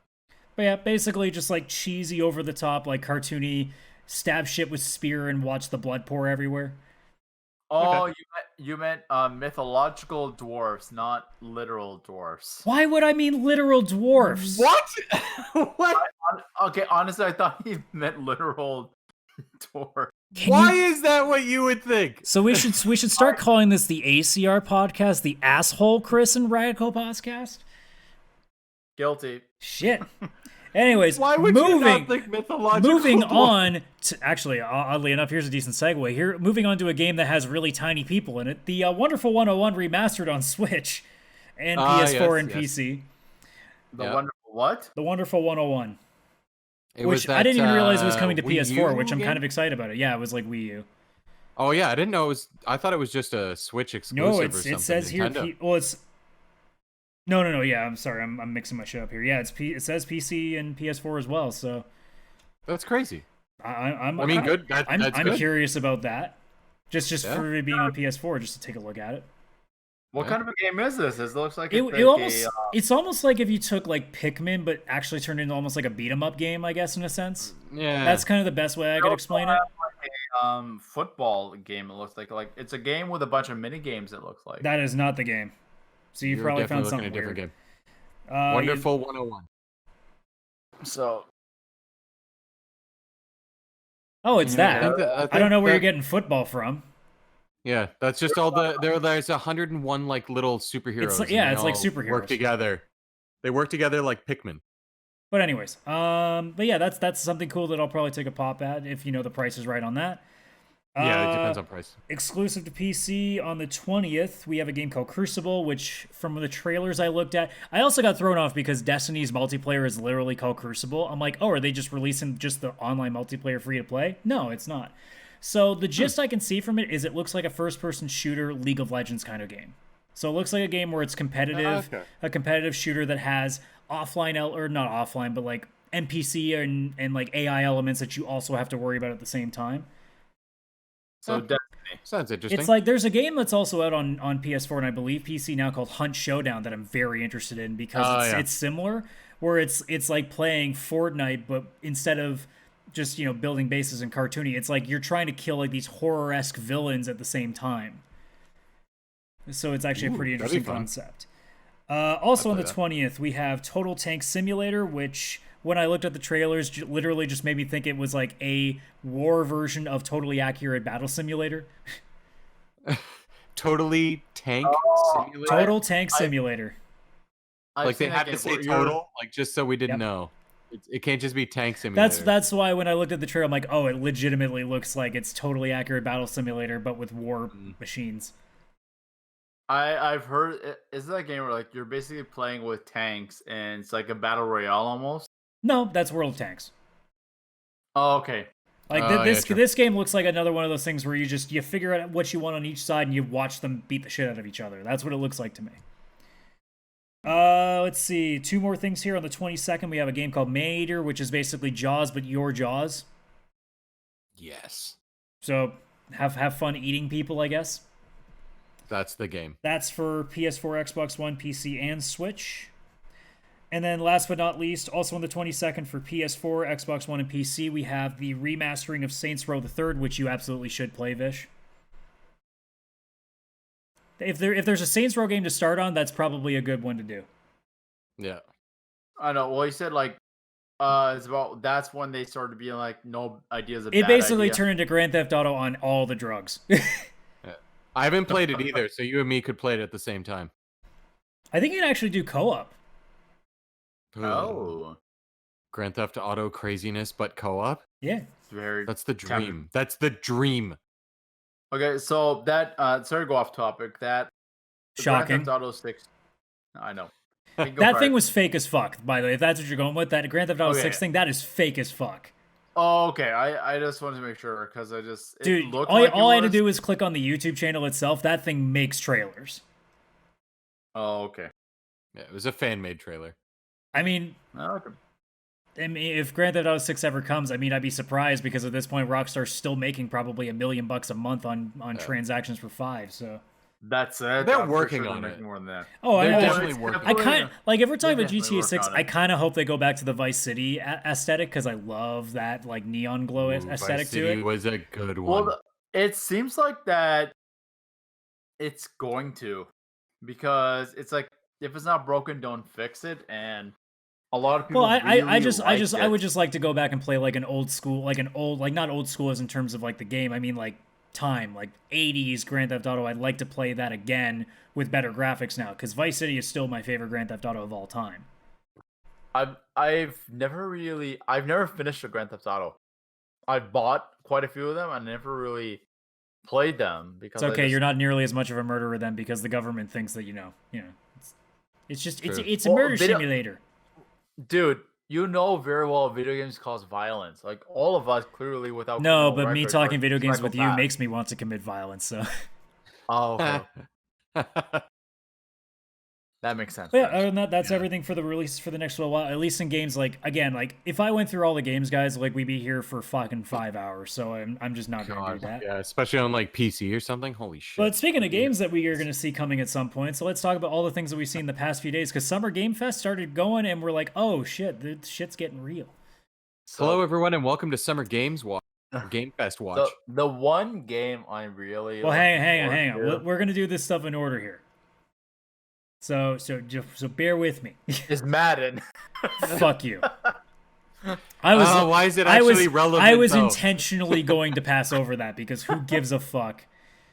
If you're watching this podcast, I highly doubt you're a big Madden player. You just I don't think we mesh. Madden stream. So for the record, everybody, I don't know if you've caught on. None of us like Madden. Except Adam Trump. She just hasn't been here, so his opinion doesn't count anymore. No, it doesn't count. I bought one Madden. I actually gave it to Adam Trump because I got really bored of it after 45 minutes. It's pretty easy to get bored of sports games. Is this your fault? Yeah, it's his fault. It's his fucking fault. Yeah. It's your fault that we've had to deal with this Madden bullshit. Hang on. There's this guy, Matthew, you and I both know of. So now we're personally name dropping people. We didn't mention his full name, but you didn't have to mention the full name of the guy who you were giving the game to. You're the one who started his Call of Duty addiction. That's true. That was my fault. Either way, we're not talking about addictions. We're talking about new shit. Yes. Stop. Wait, this is an addiction? Stop. My name is Gin and assiding this shit. Okay, you know what? Let's talk about both. Madden 21, new game and addiction. No one gives a fuck. Anyways, moving on. So here we go. We'll start with the Inside Xbox stuff because that was the not as recent stuff. This came out like late last week. Yeah, that was what, last Thursday? And it was totally full of gameplay trailers, guys. Oh yeah, especially Assassin's Creed Valhalla. Oh yeah, I totally believe that's gameplay. There was in their defense, 2 seconds was in-engine cutscene. And that's it's not gameplay. But, it's the game. It's the cutscene right before the gameplay. There were cool things, so we'll talk about a bunch of stuff. But this is not in no order whatsoever. The first thing I have here was Bright Memory Infinite, which was that shooter that looked like a cross between like Titanfall and feudal Japan somehow. Oh yeah. I was That was a like, good I one. don't know what's Oh my going on God. here, but I'm Yeah, that was interested in confusing. this. That's the game I want to talk about because that is the one game I feel like it's gonna be the swan song for the PS4. Like I looked feel at, like that's well, it might be Xbox exclusive for all we know. Yeah, that could be an exclusive. But like I No, saw, but I saw that Ghost trailer. of- What? This is the ninja game, right? That's not Ghost of Tsushima. Fucking goddamn Oh, it! that's a Oh, whole other shit. video. Can I I'm kick you sorry. off the show because you just don't know what the fuck you're talking about? Please don't. We're talking This about was the- Xbox. I literally just said, let's talk about the inside Xbox stuff.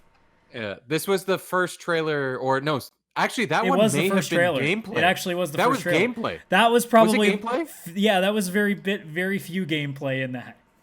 Yeah, that was actual gameplay, but also looked pretty cool.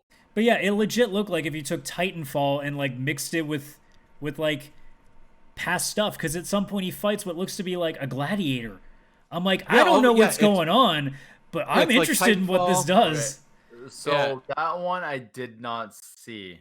Well, It you was did- the very It was first the one. very first thing. If you saw the video Yeah. earlier, it was the very first one. Somebody I- goes in with the gun, they're shooting, and then all of a sudden they use like a grappling hook, and then a crusader with a sword is there, and you're like, what the fuck? And then they pull out a sword. It's like, Okay, you I don't have a know, like, gun.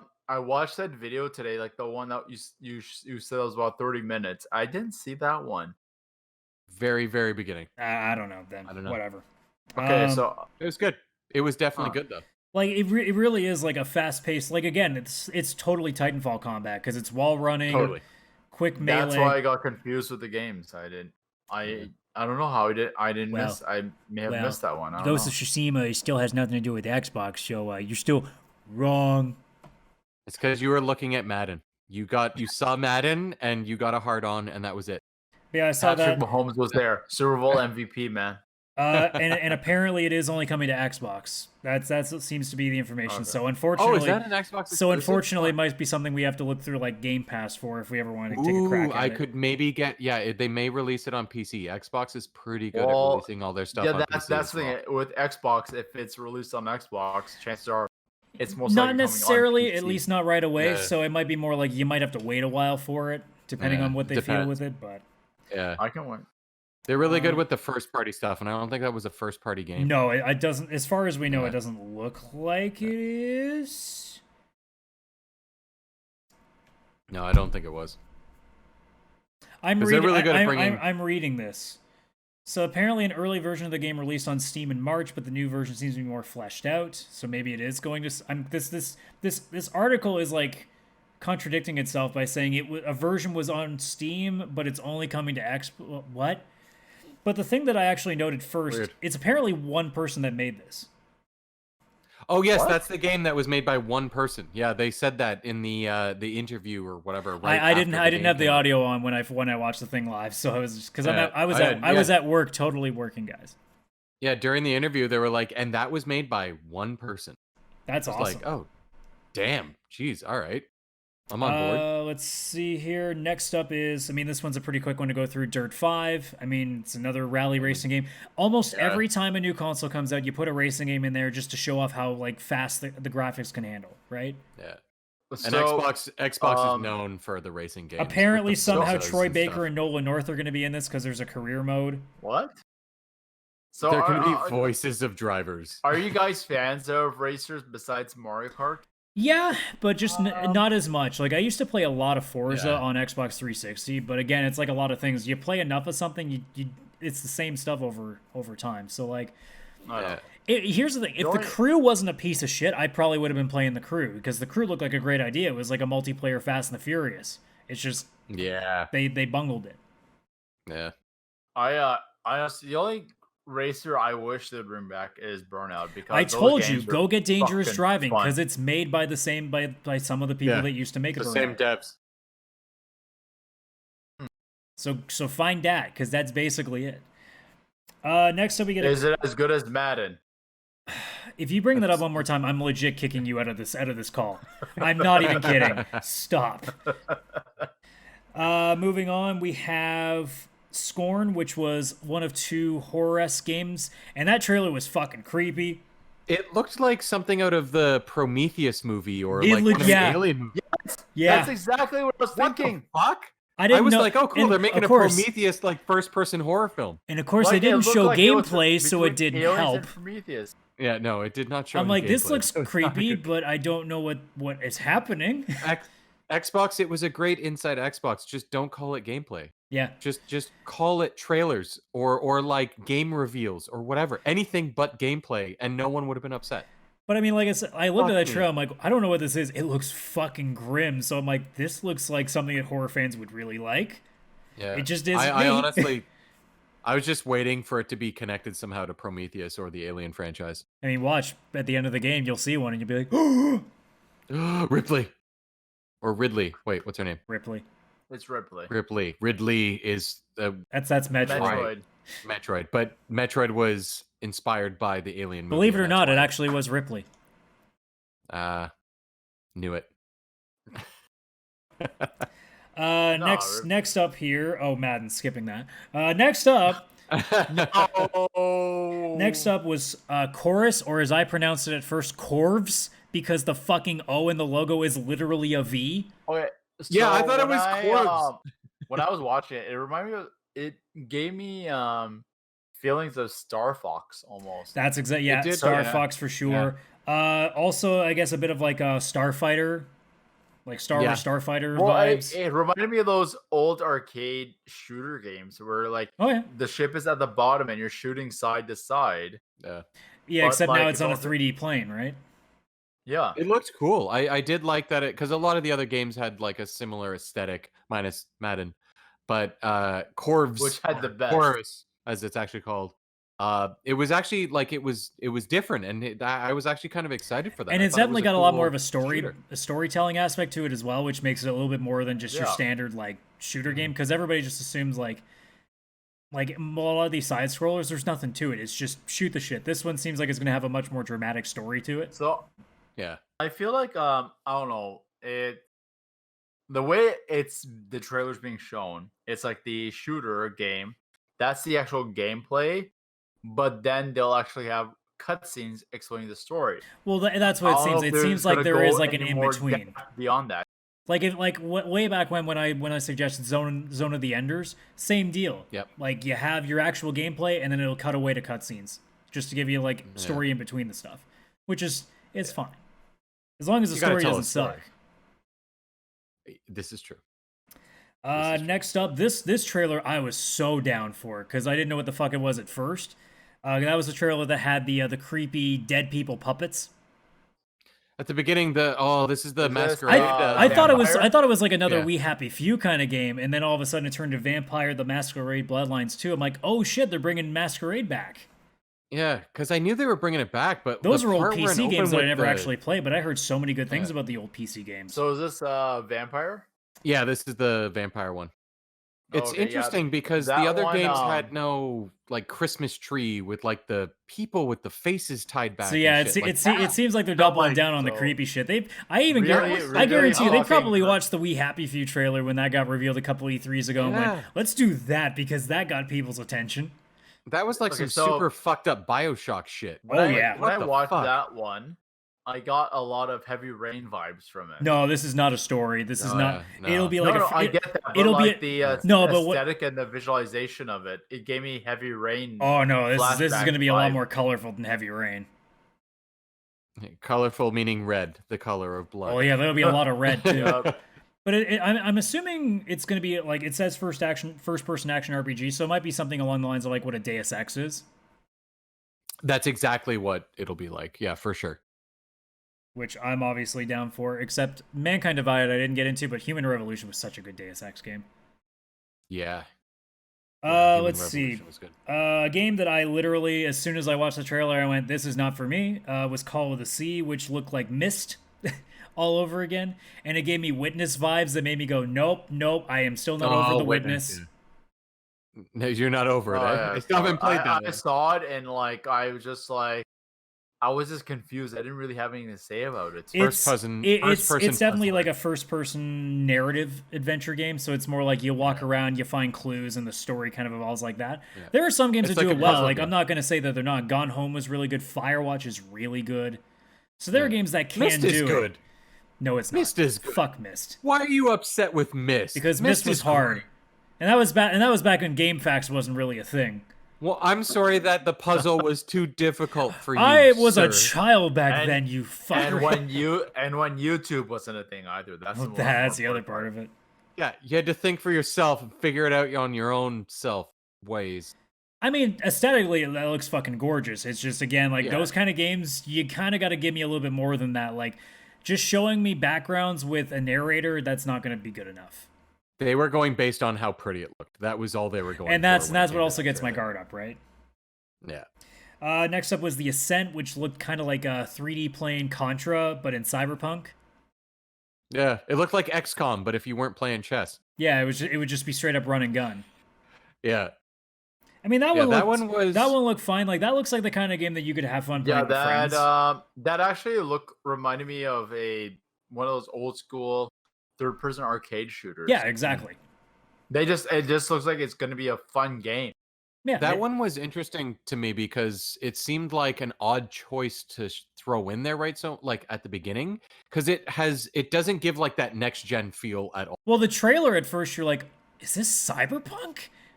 Yeah, yeah. And true. then- and then at the I beginning, thought, I was wait. like, okay, And then at the same time, too, because of some of the Um, character aesthetics, I'm like, wait, Beyond Good and Evil's not going on Xbox. What the fuck is this? yeah. I thought at first it was yeah, like Cyberpunk, and then I thought, oh, is this like XCOM or something with the aliens? And all of a sudden it started running. I'm like, XCOM has no grid anymore. Oh, it's not XCOM. Okay, all right, cool. Actually, That was my train of thought. what it reminded me of. There was a game that was released on the PlayStation Store, a zombie one, Dead Nation. Did you ever? Oh, about that one? I never played that one, but I did see YouTube videos. I don't So it was remember a- on that one. It was a fun as shit arcade zombie shooter game, where it was like the camera is above the character. Yeah, no, and it's you're, like, it's going top around. down. Yeah. Yeah, so it was just fun as shit, and I saw the trailer for that. I'm like, hey, Yeah, like, this looks. I Like wasn't it's gonna blown be a lot away, of but I'm fun. like, yeah, this Yeah. looks like a fun game that if it was on for like $5-10, you grab and play with some friends. Oh yeah, like it's not like unless it's like it turns out it's very deep substance that it's like, hey, this isn't just a arcade game. There's a lot of stuff to it, and it's a lengthy game. Yeah. So, but beyond that, it's like, hey, this could be a fun game. But you never know; it could have a lot of depth and substance to it. You never know. Exactly. Next up is The Medium, which is the other horror game that they brought up. The only interesting thing I thought was that, well, two things. It's made by the people who did the Blair Witch game, and the composer to the yeah. Silent Hill games is on board with this one. This game, Yeah. I remember seeing it. It looks fucking disturbing. Yeah, that looks like the Exorcist. It writers looked like made a game. it looked like Demon Babies. I'm like, nope. Yeah, that shit looked cool, but like terrifying. Yeah, it's. Speaking of terrifying, it's- who wants to take a trip to Weebtown and go play Scarlet Nexus, which is I dubbed piece of shit anime game that literally is going to only be fun for 5 minutes until you realize that's all the Okay. game has.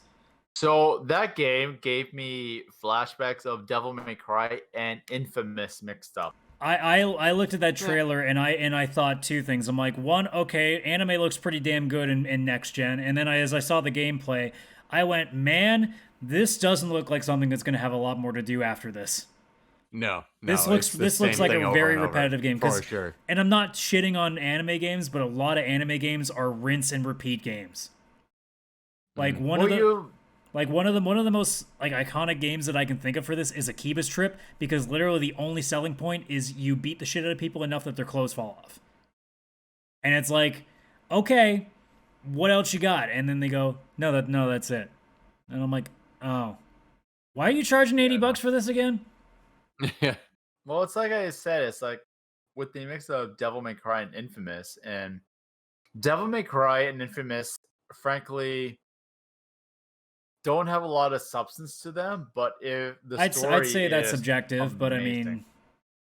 I mean, there's I still would good say games. Infamous had a fair bit of substance, like open world version of substance between main story missions. possibly, but it's like when I saw it, I'm like, hey, this looks like a mix of both of them. But it's like, especially if you look at the Devil May Cry games, they're quite similar gameplay wise. Not as bad as Call of Duty, but similarly, they're very similar. Yeah, but And that's games. I get that. And same with Infamous almost. And the story and characterization is really what make the difference of those games. So I feel that this game could, while it has the influence of both games, it could actually be something special if they do the storytelling and direction properly. And I'd say sure, but as your resident anime guy, I can tell you when I can sense anime bullshit, I can sense anime bullshit.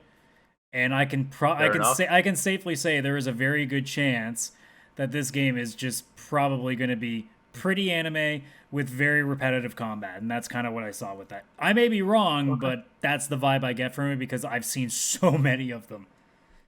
I got Fair enough, and I respect your opinion. You fucking that game better. on Switch, Astral Chain, I think it's called. Yeah. Yeah, I got this similar vibes to that. But I mean, I've heard good things about Astral Chain. I'd agree but again, with the more. I'd say more repetitive though. Like I did get a more repetitive vibe. Yeah. Than Astral Chain. Yeah.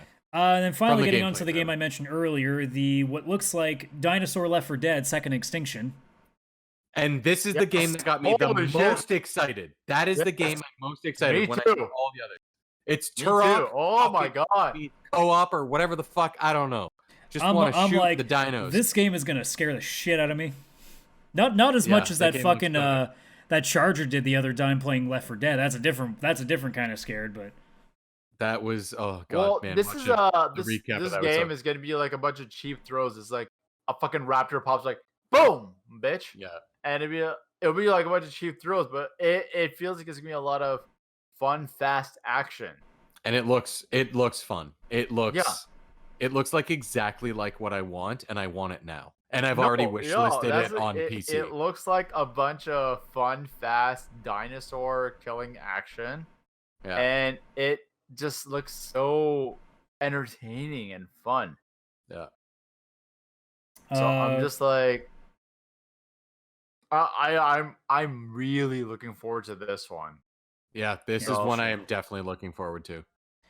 So apologies for the technical difficulties there. We just had to do a quick reset. So the next thing that we got here is Yakuza 7 coming to Xbox, which surprised me, and I'm also confused by because I don't know if that means they're not going to see any Yakuza games on PC. Or, sorry, not on PC, on Xbox, which would be kind of a shame. So I'm hoping that means they're going to release them on Xbox now. I mean, I would assume they probably will, but... We were having this conversation about like obviously the PC version, but the same game showed up in the Steam database or something like that, where everybody was like, "Oh, this is coming," but it's like we have until like Yakuza 2, I think, like the you guys probably don't have the remasters of 3, 4, there's and 5. no 3, 4, 5, 6. Right? Is that where they are? Yeah, 6 is the newest one. 7? And it might be a licensing thing. Maybe PS4 has the trademark on it for a while. Who knows, right? Maybe. So I like, and the fact that Xbox has, I think they have, oh no, they do have Zero Kiwami 1 and 2. Do they? Because it's on Game Pass. They have it on Game Pass. Oh, I didn't know that. See it on Game Pass. Yeah. But that's still only 0, 1, and 2, and then this is 7. This is giving me some serious like Final Fantasy vibes on PlayStation 1. when I watched that trailer, like I was like, I didn't know what the game was. So like, hey, this gives me Yakuza vibes. But then I found out it's actually Yakuza. Yep. Yeah. So it looks fun. It gave me It'll be interesting too because it's an RPG element to it this time rather than a beat 'em up. So that'll be. I'm curious. There's a lot of people that don't like this change, but I'm like, guys, they've given us like 7 amazing games that do a lot of weird shit. Trust them on this one to try something, right? So I looked at it that it was a sci-fi Yakuza. Like it's like the Yakuza are like the games and the characters are actually getting like powers this time. No. If you're talking about like the glow on them, no, that's always a Yakuza thing. It's okay. It's Japan. Japan likes their Dragon Ball Z power up stuff. Yeah, it's like a power up. And it's the same thing when you play. It's the same thing when you play a fighting game, right? Yeah. So that part I wasn't aware of. So, but that's like me looking at it, like because any of the minimal references and stuff I've seen for Yakuza, it's like grounded almost. I I mean- would say, but I mean, you have to understand that weird shit can already happen because I've told you the Nugget story. no, I get that, and like the whole side missions and everything. But again, I've never played the game, so I have very little backstory and reference to it besides what you've told us. So that's when I saw it, and I was like, "Hey, this is like Yakuza, but with like sci-fi element to it." But then it's What like would make it like that's the weird thing. What would make it sci-fi? again the glowing thing, and then a few other clips I saw in it in the trailer. I was like, "Hey, this is like Yakuza, but they have like almost mutated superpowers. There are like mutations to them." Dragon Ball. Yes, almost. Yeah, it's just Japanese. And then last but not least, the most important one, the total gameplay reveal of Assassin's Creed Oh, fuck. Valhalla. Oh my god, the gameplay is going to be amazing in that. I mean, from what let's I be see in the completely trailer- honest. If the gameplay is you trying to control a film, yeah, fuck this game. But that's obviously not If the gameplay. So. For argument's sake, if the gameplay did look like that, we're beyond next gen. Holy Yeah. shit. Not Yeah, not to where, mention, like, I don't even care if that's beyond Gaming next gen. shouldn't That advance doesn't any further. that doesn't make any sense for gameplay. That would control terribly. Yeah, no, yeah, that was not gameplay at all. That was just a cinematic trailer. But there was one part when they're jumping out of the ship, and it's right before a raid. I rewatched this part. It's 2 seconds long, and it's one of those like It's like when the the cutscene transition is- into it. the transition from cutscene into gameplay. That's probably There their was a excuse to be like, 2-second it was transition. technically gameplay. It's like, no. Yeah. fuck. in engine right there. Should've When shown it. in 2010, or 2009, it was one of those years when they first released the God of War 3 trailer. It was a cinematic trailer like this.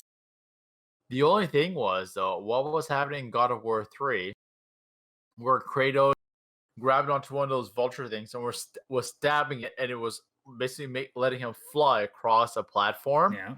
And then another part where Kratos jumped onto a colossus type creature and was using it to kill people and his enemies. That was actually included in gameplay.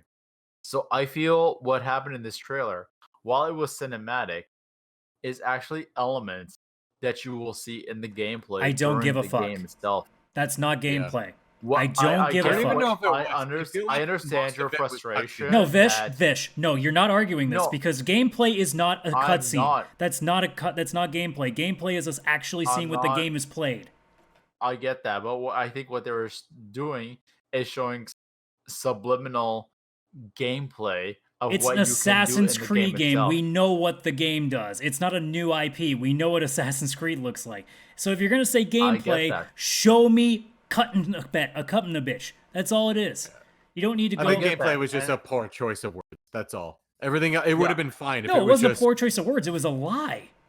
yeah. It should have just been And I you don't know know, that it was a game lie reveals. because even fucking Kotaku, a company that never talks shit, IGN that never talks shit like this, they even said, yeah, it's not gameplay. yeah. Even they Sure. wrote articles, and they're always defending that stuff. No. So it was one of those things where I'm like, what are you doing that for? Yeah. Yeah. On a side note, I'm very excited for this game. I still am. It's just I don't like being lied to. yeah, it And was I don't just know if not that's. gameplay. I mean, if it's Ubisoft or if it was Xbox too, I don't give a fuck. Like, It don't was fuck, definitely don't, one of them. don't fucking lie to people. Imagine it wasn't Xbox. They were told by Ubisoft it was gameplay, so they made this huge, big like marketing thing, like it's gonna be gameplay, 'Cause, gameplay, I mean- and they never even checked the video before Yeah, putting it out. Because the other were two like, things we're about to talk about, that was gameplay. So moving on, we saw the first surprise reveal that, by the way, I will say the reactions of people are getting a little ridiculous. Like, people that reacted to the Xbox thing, the gameplay thing, fine, but they were all like, you guys didn't show that much. I'm like, fuck off. Just because you didn't Yeah. like everything and it doesn't mean it wasn't for you. So naturally, No. and you probably saw it too, Chris, the reactions to the first surprise reveal on Summer Game Fest, people flipped. Because they Yeah. probably thought it was going to be something huge. And it was Huge, Tony Hawk yeah. 1 and 2 remaster. Which if you Oh. played that back in the day, that's fucking cool. But people must have Yeah. thought Yeah. Chrono Cross 3 is coming. Like, guys, Guys, everybody was expecting it was gonna be something huge. It's like if a company had something that huge, they're they doing it wouldn't on have their own announced channel. it. Yeah, they would have done it on their own channel. That's Like, the thing. why would they do it as a Summer Game Fest thing? And I, for one, was super pumped because Tony Hawk 1 and 2 were like the best ones, and the graphical comparison of old versus new looks amazing. You know how you know it looked amazing? Because you saw the gameplay of it. Yes, that was an actual gameplay reveal, and Tony Hawk was there himself. Man, that got... What else could you ask for? Now I feel So old because now I I look at Tony Hawk and he is aged. You can tell he's aged Yeah, now. he's- You're like, oh no. Yeah. Tony Hawk is over 50. I know. And he's still just it's the rides same his thing skateboard too. around. He released a video with him and Jack Black, and I'm like, oh, Jack Black's looking old too. Oh no. Yeah. Jack Black has like a big like gray beard. He's got right? grandpa beard Good. stuff going on. Yeah, now. he does. Like, Oh. I was so. The thing is, though, it's like I don't like. I was excited, but then I thought to myself, what if it ends up being like Crash Bandicoot, where the reboot of Crash Bandicoot, I was so fucking excited for it, but then it like nearly made me throw my PS4 controller at the TV. Vish, because Vish. the game, yes, You've played Tony Hawk 1 and 2, right? very much. Were they fun games to play? Oh yeah. If they So changed is Crash nothing, if they Bandicoot. changed nothing but a new coat of paint, would it still be the same fun game?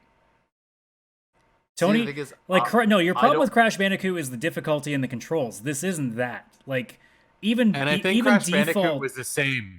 I don't E- think they changed the controls No. and the difficulty. even I think even it was that Tony hard Hawk back 1, same controls, is still more responsive than Crash. That won't happen with like it did with Crash. I can guarantee you that it won't happen because that Okay, game. I'll take your word for it right now, but it's just like as I was saying, it just got me thinking. It's like because I love the Tony Hawk games. It's like, not from going to be 1 this. to- If it's bad, it'll be because it's buggy. It will have nothing to do with the controls. Yeah. Because they remastered the first one at one point, but it was made by a studio that really didn't know what they were doing, so it was mishandled. This Yeah. time, it's actually being done by a studio people trust, so that's a better Yeah, start. and it looks good. It looks like the old game, but with like brand new graphics. Yeah.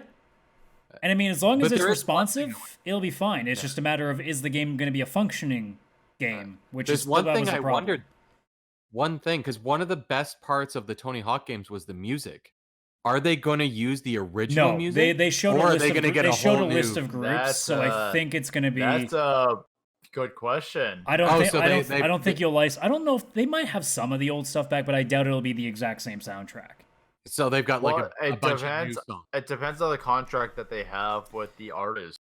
Well, I'll see. the old games definitely expired. Yeah, because the no, licenses for that would have actually, expired. It's a matter of Yeah, can they they'd get have them to back. make new contract.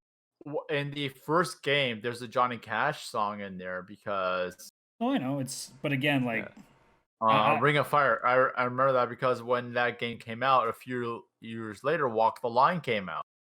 Mm. So it's The like Tony Hawk movie, as they call it. yes, Walk the Line, starring Joaquin Phoenix as Johnny Cash in the Tony Hawk movie. Yeah, exactly. The most confusing title that is possible. okay, so here I pulled up this article. This is confirmed returning artists for 1 and 2. So let's get rid of the. So this is confirmed at least the returning artists from the original games: Papa Roach, Naughty by Nature, Primus, Lagwagon, Rage Against the Machine, Bad Religion, Dead Kennedys, Goldfinger, Millencolin, and Power Man 5000. So God. it's probably Holy some fuck, of it. That's It's probably yeah. some of it, so you're The probably guy- seeing like Power Man 5000. I remember was When Worlds Collide, so that will probably be back Yeah. in it. I love that song. That's actually a smart idea. If you do like say 66% of the old soundtrack or 60%, It'll like by the and looks of it, it 40% might even new? be it might even be Goodbye. 25%, but they just pull out other punk and rock acts from like the present, right? Yeah, that would actually be smart. Like, don't make The it all what guy it from was. the- Take some and then make a lot of it new. The That'd guy be- from the that's a Dead good idea. Kennedys has the most annoying voice I've ever heard. Fuck in you, they're a good music. band. You're wrong. Oh, wait, you said wrong. Sorry. You're wrong. Cause it's a holiday Well- in Cambodia. Oh, Yeah, I hate So much his better. voice so much. Adam, you were Oh, surprisingly no. good at that. 'Cause Surprisingly, It's literally Like- just almost like you're tickling your throat when you do it. I think it's more practicing at karaoke, and you didn't invite us. That's what it's more. Yes, because I was totally practicing my Dead Kennedys. About.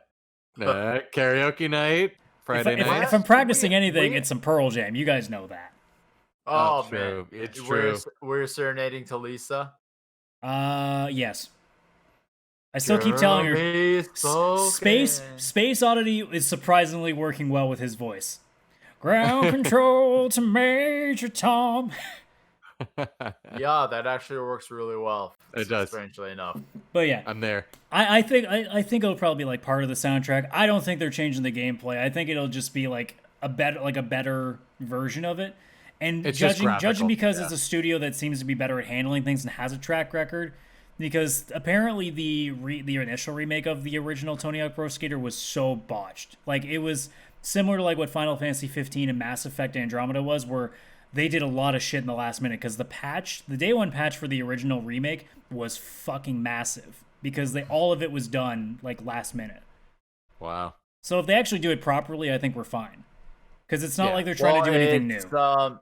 It doesn't seem like this will just be a remake. Like, I think they're revamping the game quite a bit, and maybe improving the control. No, well, that would be a remake. You're thinking bit. remaster, which is just a coat of paint. Yeah, Okay. yeah. No, this is a remake, much It's like definitely a Resident remake. Evil 2. Same story, same characters, just whole new engine, whole new graphics. And it seems like they're putting some new skaters in there too. So it's almost like 1 and 2 present day. Like, that's probably the best way of looking at it. Well, it's like if you can't unlock Spider-Man, I'm leaving. I'm gonna be really fucking mad. PS4 with only. Tony Hawk 1, it was like That would be smart. That would be a smart DLC decision. and I Master would not Chief, be upset. Master Chief on the No, the way Xbox version, the and games fucking were Gabe is Newell from Valve as the fucking Steam one. Tony Hawk 1. Oh my god, what version do I The get? characters, the athletes in the game were as is. You couldn't modify anything. They were as is. Whereas Tony Hawk 2, you could upgrade the characters. Like, you make a guy who was a grinder who would like grind on the half pipe, but then there's another guy who was more like an aerial skater who would go on the half pipes and do the jumps and the loop-de-loops and the 360s, 720s, and 900s. I was always Bam Margera because I'm a big Jackass guy. So I would choose. I was Spider-Man. I would unlock Spider-Man and then just be Spider-Man. That's what you do. we start having a season pass DLC thing where they start doing what fighting games do. Just be like, and now the season pass, the special character in this one, Darth Vader. RoboCop the skater, which would not work. He could not. That sounds, you know what? This all sounds like a good idea. I would love the idea of like Leatherface from the Texas Chainsaw Massacre doing the fucking chainsaw wave while he's skateboarding. Yeah, that would work. The 900 decapitation. Fuck yeah! Can you could custom Tony Hawk characters 2, before? Oh, what's sorry, that? Yeah, with Tony Hawk 2, you could actually customize a grinder and turn them into an aerial type character. Yeah. Into an aerial type skater athlete. So it'd be like, so Tony Hawk is more of an aerial skater. Like, he's the guy who would like do the jumps and do the jump tricks on the half pipe. Where I believe Kareem Campbell, who was in Tony Hawk, would be more like the grinder, who'd be like grinding on the nose of his skateboard across a curve and doing like a half, like going on the curve. And like, I haven't played the game in so long. He'd be like grinding on the curve, like 50-50 on the grind. Yeah, we know which skateboarding is. Yeah. So, in Tony Hawk 1, whatever you are, that's it. But in Tony Hawk 2, you can modify your skater to be whatever they want to be, whatever you want them to be. Yeah. So it's an RPG upgrade system.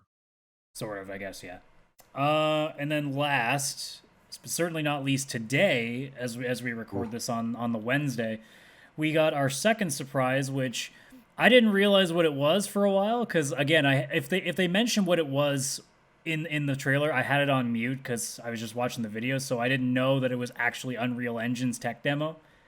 Yeah. On PS5, by the way, no less. So that was technically our first gameplay look at what PS5 does. And Unreal Engine 5. And I just went, man. I mean, you would assume that most games are not going to be able to pull that off the entire way through. Like, that was a tech demo. So what we probably saw is what a game 5 years from now will look like. Yes. Once they actually nail down the hardware. Yeah, because that engine's not going to be available to developers until 2021. And at the same So time, no too, launch even if it titles is, on PS5 are going to have. and even if it is, you're gonna have to learn the system, so you're not gonna go that hard for an entire game. It's gonna be one of those cases where like you start to figure it out, and then like same with like what like a Last of Us is, or what a Grand Theft Auto 5 was, where you really push the hardware at the end of its life cycle. That's what like what we saw is probably like what the tail end of PS5 is gonna be at its max. Yeah. And if that's when the case, developer when the developer of the engine makes the demo, it's going to be like the max best yeah. version of that demo, but still that shows where we could be. and it means it's possible. So you're like, And, holy like, shit. that was beautiful. So guaranteed that by the end of this next generation, that's what a game's gonna look like. Yeah. Yeah, that is like boy. 3 or 4 years into the PS5, that's what we're probably seeing. And Xbox One and even PC at the time, probably. See, I know how complicated it is because you said Xbox One, and that's not the console. It's the Xbox Series X. Xbox Series X. Fuck. They really They fucked named this up. just I don't so want to buy an early. Xbox console just because of the naming principle now. Why aren't we on Xbox 2 or Xbox fucking, I don't know, 180 or some shit? Like, where the hell did they go with their fucking naming series? I have no idea. Even if they call it the Xbox, I would And be okay with why are we on Series X? No, if they There's call it only the Y and Xbox, Z. I'd call them out and be like, no, you're done. Like, shut down your Yeah. company, you're done. Yeah. Yes, Like, shut The down X, Microsoft. the We don't need Xbox you already anymore. exists. Like PS5 is not going to suddenly turn around and be like, and here's the PlayStation. Fuck you, it's Yeah. not. Yeah. They can do that much later down the road when they're rebooting the system, which would also make no sense. Now I don't know if this is an actual game that they showed. It may, like I said, just be a tech demo. But I mean, it basically just looked like, like fantasy Uncharted and fantasy Tomb Raider. I'm like, that's something I could get behind. Yeah. Like those kind of games, but in a much more like fantasy setting rather than being like reminiscent of real life. I guess you could say Yeah, it like was- like kind of what Prince of Persia was in a way. Yeah. It looked fantastic. It definitely gave me like Tomb Raider vibes at first, and then she started to fly, and I was like, Which that's game was not. this? That was It was was the a Unreal tech Engine tech demo. It was a tech demo this morning for Unreal Engine 5, which is crazy because Jeff, what's his last name? Goldblum. No, definitely, I it's actually definitely was not Jeff Goldblum. No, Jeff, the Game Awards guy. Oh, Jeff Keighley. Jeff Keighley. I wanted to say Knightley. I'm like, it's not Knightley. No, it's not Kieran. Yeah, he's been going to like E3 and stuff for years, and I actually watched. Did either of you watch the interview after the tech demo with No, like I Tim basically Sweeney just and watched the stuff? tech demo because like the interview stuff, I'm like, I ain't got time right now. Oh, you missed some really, really good stuff. Well, then I guess you're that guy. There, we found your role. You watch all the boring shit. I'll fucking watch it. I'll watch it all day. Because after the tech demo, there was like a 35-minute interview with the guys at Epic. One being Tim Sweeney, who's the CEO there. He's the one that's made Unreal Engine, and he's been friends with Jeff for a long time. That's probably how what happened today came to pass. But they were talking about the first Unreal Engine, like Unreal Engine 1, that was for Unreal Tournament on PC in like 1996. And the first time that was shown at E3, it was insane. But Tim Sweeney went on to talk about the PS5. And he talked about the SSD that's in the system. And Tim Sweeney, who's like a huge PC guy, like Unreal Engine and the Epic Game Store, like the creator of Fortnite, like all this stuff, like he is a PC guy for sure. He said that the SSD going into the PS5 was something that is not available on anything right now, including the most expensive possible PC you could build. Which was crazy to me, because when you think about a solid state drive, like it's just a fucking hard drive, it's the new version, but apparently the speed of that is something that no high-end PC has ever met to this day right now, because this is something that's being built by Sony, like from the ground up. And he said it's going to change the gaming world, and load times we were will be a thing talking- of the past.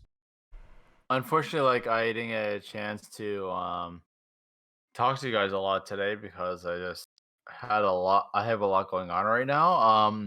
You were mentioning that the hardware right now with the next generation of gaming is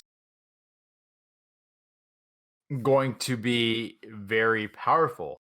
like to the point that it's PC comparable or even more dominant than PC. So it's like here's gaming right now, but here's PC gaming.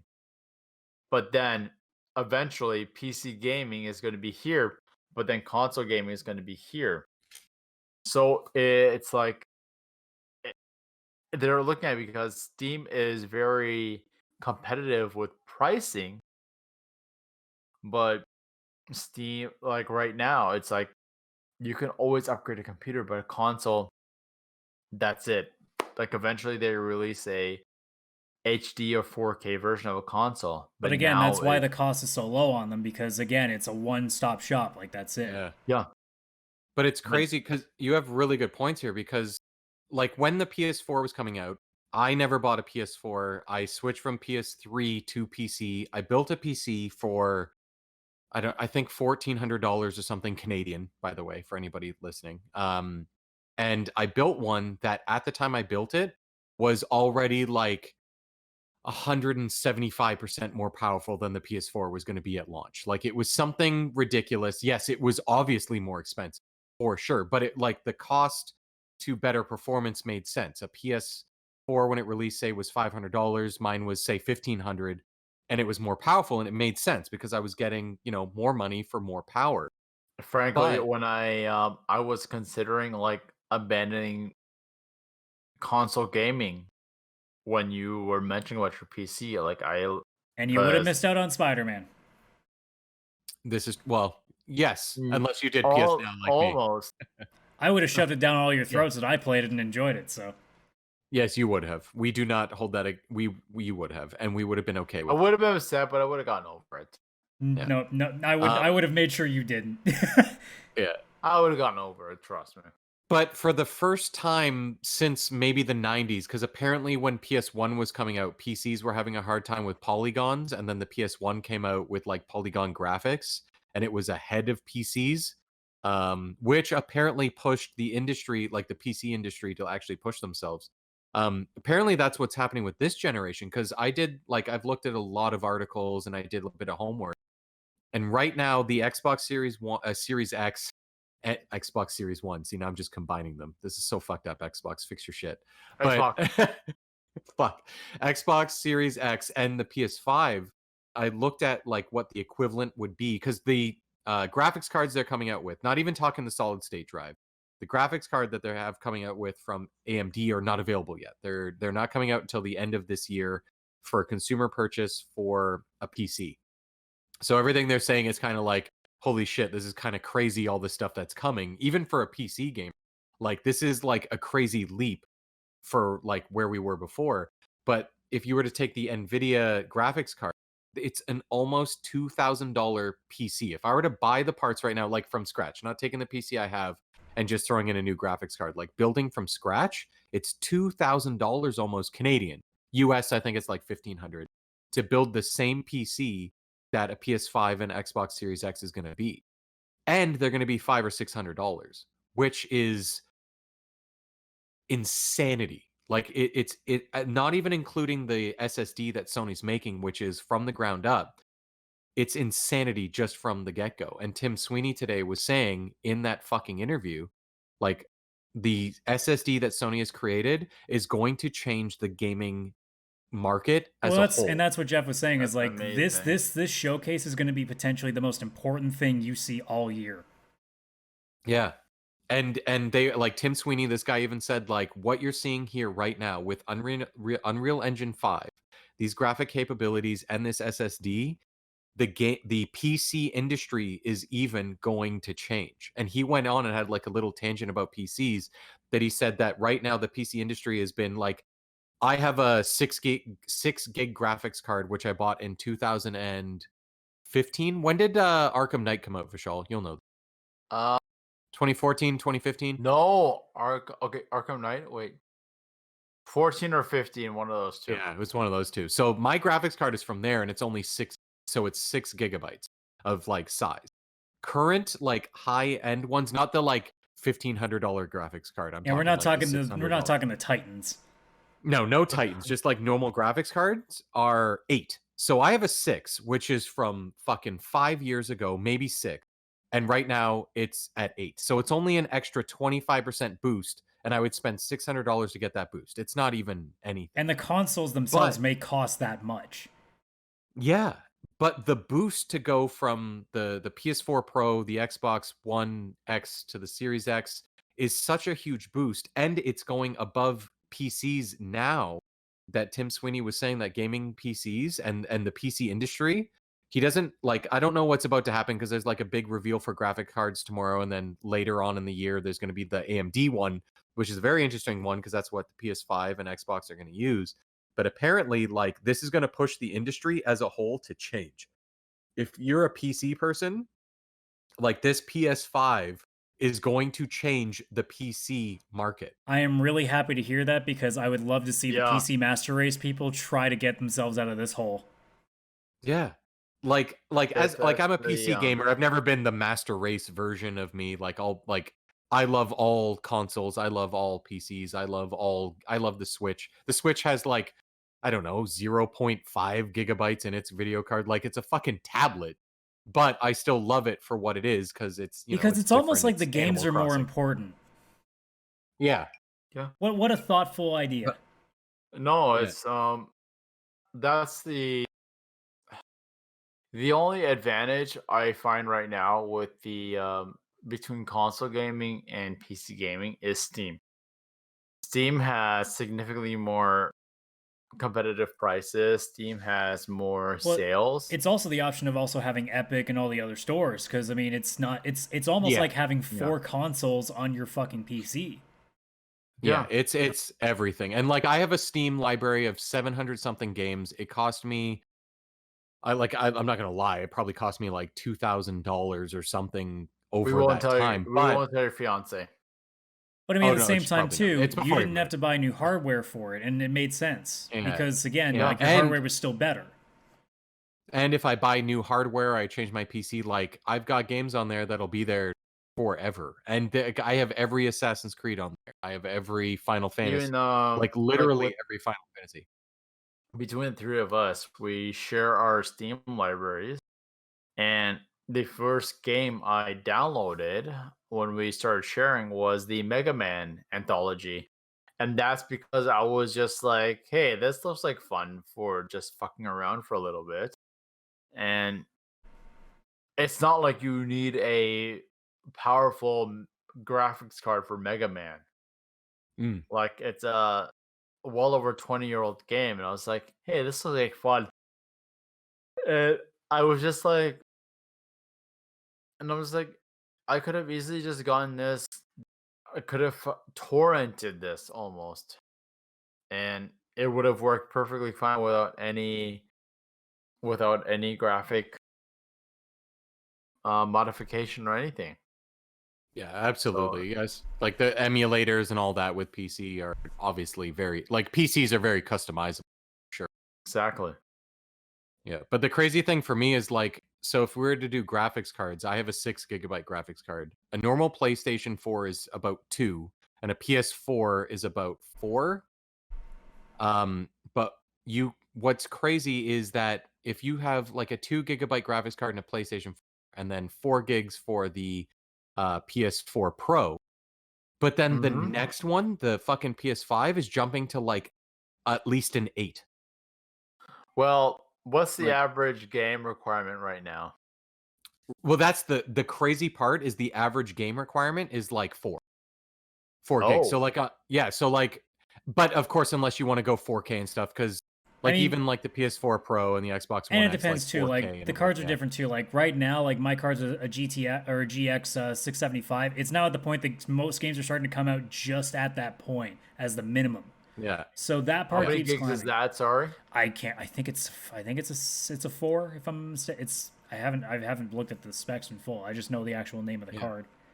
But again, Yeah. it's It depends. it's the beauty of it's why the console is a safer bet for me, just because I knew that every time that I buy a game for this thing, it's going to work on the thing. So you have Yes. that guarantee. And now, because people kept saying, well, you can get the better options on PC, this new generation potentially erases that debate. Yeah. At least for now, yeah, for sure. And I have sure, a feeling if that you PS5, have like this crazy $5,000 rig with Titans up the ass, different story. But if we're talking a let's say the console's 700 Canadian, and then we talk a $1,500 PC, there's not going to be a lot of noticeable difference. Nope. no. And it should be that $1,500 PC is like double what the PS5 or whatever should be. And that's what it was in the early 2010s and the 2000s. That was what it was. You bought a PS3, and for double the price, you built a double more powerful PC. And that's going to be the catch now, like you said. Somehow, with the industry changing, that's going to be what happens. Is they're going to have to figure out a way to make this different. So I'm super excited because that means that prices of PC need to go down to be competitive. Yeah. So I can get a PS5 and hopefully a much cheaper PC. Is ridiculous on pricing. That was the first thing I thought when we were having that conversation on Discord. Is like I was on the idea of getting a new PC. I'm like, I might as well wait now and see where this goes. So 100%, you absolutely should, because graphics cards will come out and be cheaper, hopefully, because it's the same ones that are going in the Xbox and the PlayStation. If they aren't cheaper, they're going to shoot themselves in the foot. So Chris and I, we both have Macs as our day-to-day computers. So we have PCs for gaming, and we have Macs for other stuff. For myself, I use my Mac for professional reasons. And Macs themselves aren't known as gaming computers at all. They're great for media computers. They really are. But as gaming computers, no, they're not. Yeah, that's why I'm staying the hell away from Apple. I envy you for that. Unfortunately for myself and a little bit for Chris, I personally, I'll say for myself, I can't avoid that. I need a Mac. I'm actually looking at getting a new computer in 2020 right now. And like I said, I'm fortunate in my circumstances. I was going to say, here's the other thing, too. A console's not going to make Macs cheaper because they will fucking charge you up the ass no matter what. Yeah, Apple are fucking assholes. They're never going down. Apple is, like I guess, with they're Apple, like Nintendo. They know that they don't have to downcharge. Their creativity died with Steve Jobs. Oh, there's the bingo card. Say that. Go ahead. It is. So I'm looking at getting a new Mac this year. And I might need to, because I need to have something for my personal branding, and I need to have something for my professional reasons. And I'll have to do that eventually. You know, this whole professional reasons thing, I can't help but think you're just talking about porn. It's 100% Pornhub. I got him. Pornhub account. He's uploading. As long as I get paid for it, it's professional. No. You have to. No, you pay for it. That's how this transaction works, Vish. No, I get paid for it. I get paid for that. If you're getting paid for porn, I don't want to know what the fuck you're doing. You would be so lucky. What, that I have no idea where it is? Yeah, no, that makes me pretty damn lucky. You should be so lucky. This is the weirdest tangent we've ever gone on, by the way. Yep. Two podcasters, one prick. Hey, am I the prick? Clearly, it's me or Adam. I don't know. Either one. No, you guys are discussing. You're the podcasters. So, like I said, like at first, I was like I felt like PS4 was going to be the final console. And I chastised your ass for that one. But now it's like what I've been reading about it, what I've been seeing about it, it's like maybe PC is not the way to go. Like, I think this is the correct statement. Consoles ain't going without a fight. Yeah. Fair enough. I think I know exactly why the next gen is as powerful as it is because for the first time this last generation, Xbox and PlayStation halfway through had competition. No, that has nothing to do with it. They've had competition for years. Yeah. No, Steve gave competition, I mean. No, that's still not true. Because we've still had 3 consoles running it all the time. There's always been competition. Yeah. Yeah, no. And Steam's been around since like 2002 or something. Like it came with the first thing. But what I think is this last generation, Xbox and PlayStation had a pro version or whatever halfway through. So they had to do a jump from that last generation. And that like the PS4 Pro and stuff was like, oh, it's kind of like 4K capable, depending on the game, maybe 30 frames, whatever. They already did a bit of a jump. And then when the next gen, if you want to hook people, you have to have another jump, right? Normally, when you went from the PS3 to the PS4, whatever, it's been, like 7 years, whatever jump you do, it's going to look like a jump. When the PS4 Pro and Xbox One Yeah, X you got to make a came significant out, jump in the span of like 2 years. yeah. Yeah, and it Not- was only 2 or 3 years ago. Not to mention, we are also at a point now that like graphically, I mean, we can still go a little bit higher, but we don't need to improve that much. Oh no, we still can. It's just the problem is the ceiling is nowhere near as high as it used to be back in the old days. So now we're at a point that where, let's say, like this is Super Nintendo, this is N64. Now this is PS4. This is all PS5 needs to be. So you can focus on so much more, and that's why you see things in the Unreal Engine thing where the lighting looks unfucking real. And the fact that it's so fluent, the fluidity, especially at the end, and you'll probably see the trailer after the show, Vish. But like, there's a point at the end where she's flying and then lands on a place, runs, jumps off, and flies again, and how unbelievably smooth that looks. And it was gameplay, and not it's everything cinematic. in the background too. What I'm saying though is, so if you're gonna play the unrealistic stuff again, like we've had this conversation 10,000 times. Like, no, it's not what I'm going with this, dude. So what are you going I feel okay. So I feel that at a certain point, graphics don't need to improve anymore. And why is that? Because it's at a certain point, it's like, what is a game and what is not a game? Because so the unrealistic thing. Or the too real thing, sorry. It doesn't need to go anymore because, for example, I disagree, but in Finding Nemo, I had the DVD, like the original DVD when it first came out, and they were doing test animations. The test animations were so realistic that they told them, tone it down. Because you couldn't tell the difference between because it's a fucking kids movie. I get that, but here's the thing: you couldn't tell the difference between the source material and the test animation. Well, but it doesn't need to be because it doesn't need to be that realistic because I felt Injustice was as powerful of graphics as it needs to be for gaming. Strongly disagree. Not true. I looked at this trailer and I can't tell the difference between that and a film. And I looked at that and went, for which one? This new thing that you'll see after the show, this Unreal Engine 5 tech demo, that legit looks like it could have been a film. Do you want it to be that realistic? Yes. If you look at the character's Can you imagine this in VR down the road? When we really go future? I don't know. I feel like gaming needs to have a little bit of, like, there should be a limit to it, that like it doesn't need to be that realistic because in the end it then becomes just a simulator, not a game. I can tell you for a fact that if I sit here with a controller in my hands, I know I'm playing a game. It doesn't matter how real it looks. Because if I'm not running myself, it's different. Maybe, but I think the visual aspects of it, I don't think graphics need to be that advanced. They don't have to be, but they can, and they will. Now, it doesn't mean every game will, because you're still going to see your Animal Crossings, right?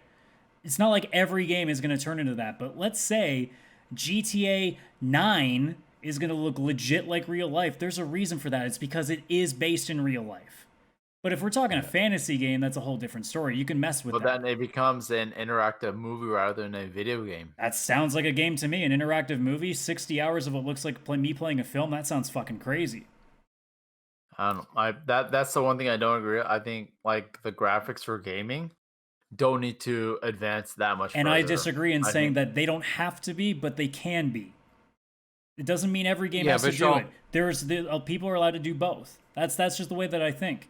I don't see the issue in it because, I mean, for some people it might not be realistic, but that's the beauty of it. Not every game is for everybody. There are a bunch of games in the market that I don't care for, but I don't play. If there's something that I think looks bad, Like Minecraft, I never would have played had I not been told it's actually fun because I thought it looked like shit. It goes the other way around. There are games that might look too real. I mean, hell, like the David Cage games, Heavy Rain, Beyond Two Souls, Detroit Become Human. They started threading those lines too.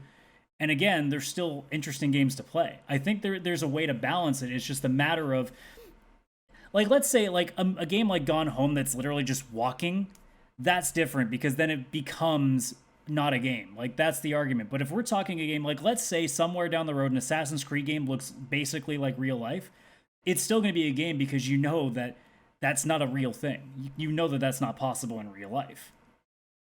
I think there's a way to blur the lines. I get that, but if you looked at the visualization of Assassin's Creed, would you be okay with it if it was almost photorealistic, like it was like you were watching a live action movie and controlling it that way? Yes. And here's the other answer, actually. I don't know because I haven't played it like that yet. But what I see from that tech demo, I didn't suddenly go, that's too real. I went, holy shit, look at where where we've gone. Okay, I think I may have to see the tech demo to what you're referring to. Sorry, go ahead, dude. I was just going to say there's another part to it, because the thing is, when you watch this tech demo, it looks like you took Shadow of the Tomb Raider and you just applied like super better hardware to it or something. Like it looked like Tomb Raider, I guess, 4, let's just say, of the new series. If you still look at the character, at no point did I look at that character and think, oh my God, that's a real life person. In fact, when I looked at the face, I went, wow, that is definitely made by Epic because it's the same facial structure as Fortnite. I think that was intentional too anyway, because I don't think the character meant nothing. Like, we don't care about what the character looks like. They were showing the background. Yeah, it wasn't the character, or like, it never looked like real life in the sense like this character is a real life person. They still jumped like a video game where it's like, nobody can jump like that. No one can fly like that. In fact, I would fall to my death, to be completely honest. But it was showing off like how lighting and like rocks and stuff. Oh yeah, like that you look in the distance; it's so far away. What was crazy. Like as soon as it gets out of this little temple that they're in and goes into like a full like world shot, way in the distance, if you look hard enough, there are mountains that were probably 100 miles in the distance where you can see the sand and the rock coming off. Yeah. It was more like this girl walks into a room and she sees a statue like you'd see in Tomb Raider or Uncharted, and the statue looked intense, like the lighting coming off the rock and that kind of stuff. Then she walks into another room and I think there was 500, or there was a multiple of that same statue that loaded instantly into the game. No loading, no, like, you know, in games when you're walking and like the first 20 statues are there instantly, and then all of a sudden the next 20 show up as you walk a bit and you're like, oh, okay, I see what's happening. That's it the best. Loaded all at once.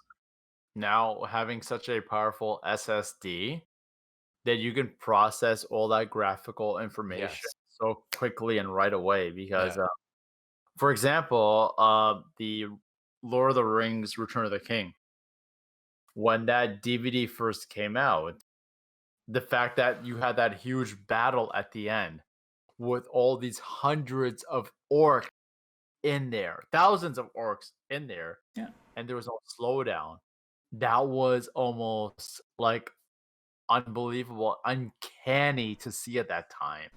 Yeah. Well, but remember, that's also different too, because in a film, it's different because you're just watching. In game, because you're controlling, I think there is going to be a difference between something that's too real in a film in animation, but something that is too real in gaming. It's a little bit easier to tell the difference because you're also in control of it. So it's moving at your pace. It's not moving at their pace in the movie. No, I get that, but I mean, like, the fact that, like, if back then they were able to add so many characters without any slowdowns. But again, you were talking about the uncanniness, and it's like, and going back to the whole thing that we said, I think there's going to be a difference between what we see in a game and what we'd see on a film and animation quality.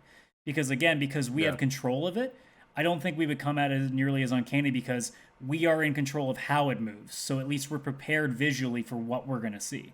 It could be as well just the fact that, like, a lot of games that have essentially videotaped cutscenes, like real IRL cutscenes. I mean, Final Fantasy games, fuck. Yeah. They're essentially designed to be like choose your own adventure types. It's like, go to this place or select this option, and it's just a preloaded cutscene. Actually, It's come not to like- think of it, like you guys have heard of Until Dawn. Yep. No. It's like a choose your own adventure, but it's a horror game. Can you imagine that in real life graphics? A choose your own adventure like film? I guess there actually isn't there like a Netflix thing that did that. Can you give me a I'm little? gonna choose to not think about that. Can you give me a little context, please?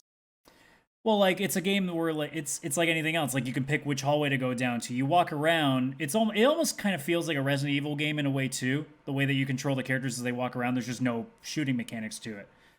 But like there are certain points where cutscenes will break in, and you will have to decide. Okay, do I go this way or do I pick up this thing? And there are consequences to it, whether it's good or bad. Sometimes you do good. Sometimes a character gets killed off. It's literally like watching your classic like horror movie where it's like a bunch of teenagers at a snow cottage. And I'm just thinking like a game like that looking like a real life movie would be such an interesting thing because it'd be like watching a horror film but you control what happens. You know, it sounds terrifying, and that's why I don't want to do it. Yeah. But I kind of want to do it. I want to do it. Fuck. But anyways, we've been going 2.5 hours, so we should probably wrap this up. Do we have any last thoughts before we close this motherfucker? Because I need to sleep at some point too. And now for my final thought. If you say it, I literally have my mouse on you. I will kick you if you do it. I know. I have nothing else to say because if I do, I'm just gonna rant about like the PC and PS5 future and like how beautiful it looks and how combined and like on par it looks. And I mean, we'll definitely have a lot of time. We may even have a whole show. We may even skip the intro when the PS5 reveal comes. We might even have to do that because of how much we'll be talking about it. There is a conference in the morning where Nvidia is releasing all its new video cards coming out, and I'm gonna be busy at 9 a.m. and you guys are receiving Discord chat messages. You're gonna be about the spamming future. Discord and be like, Chris, shut up. A little bit off topic from what we're talking about. This goes upon what I was doing last night. Again, do we have time for it? Because we're like I said, it's 2.5 hours.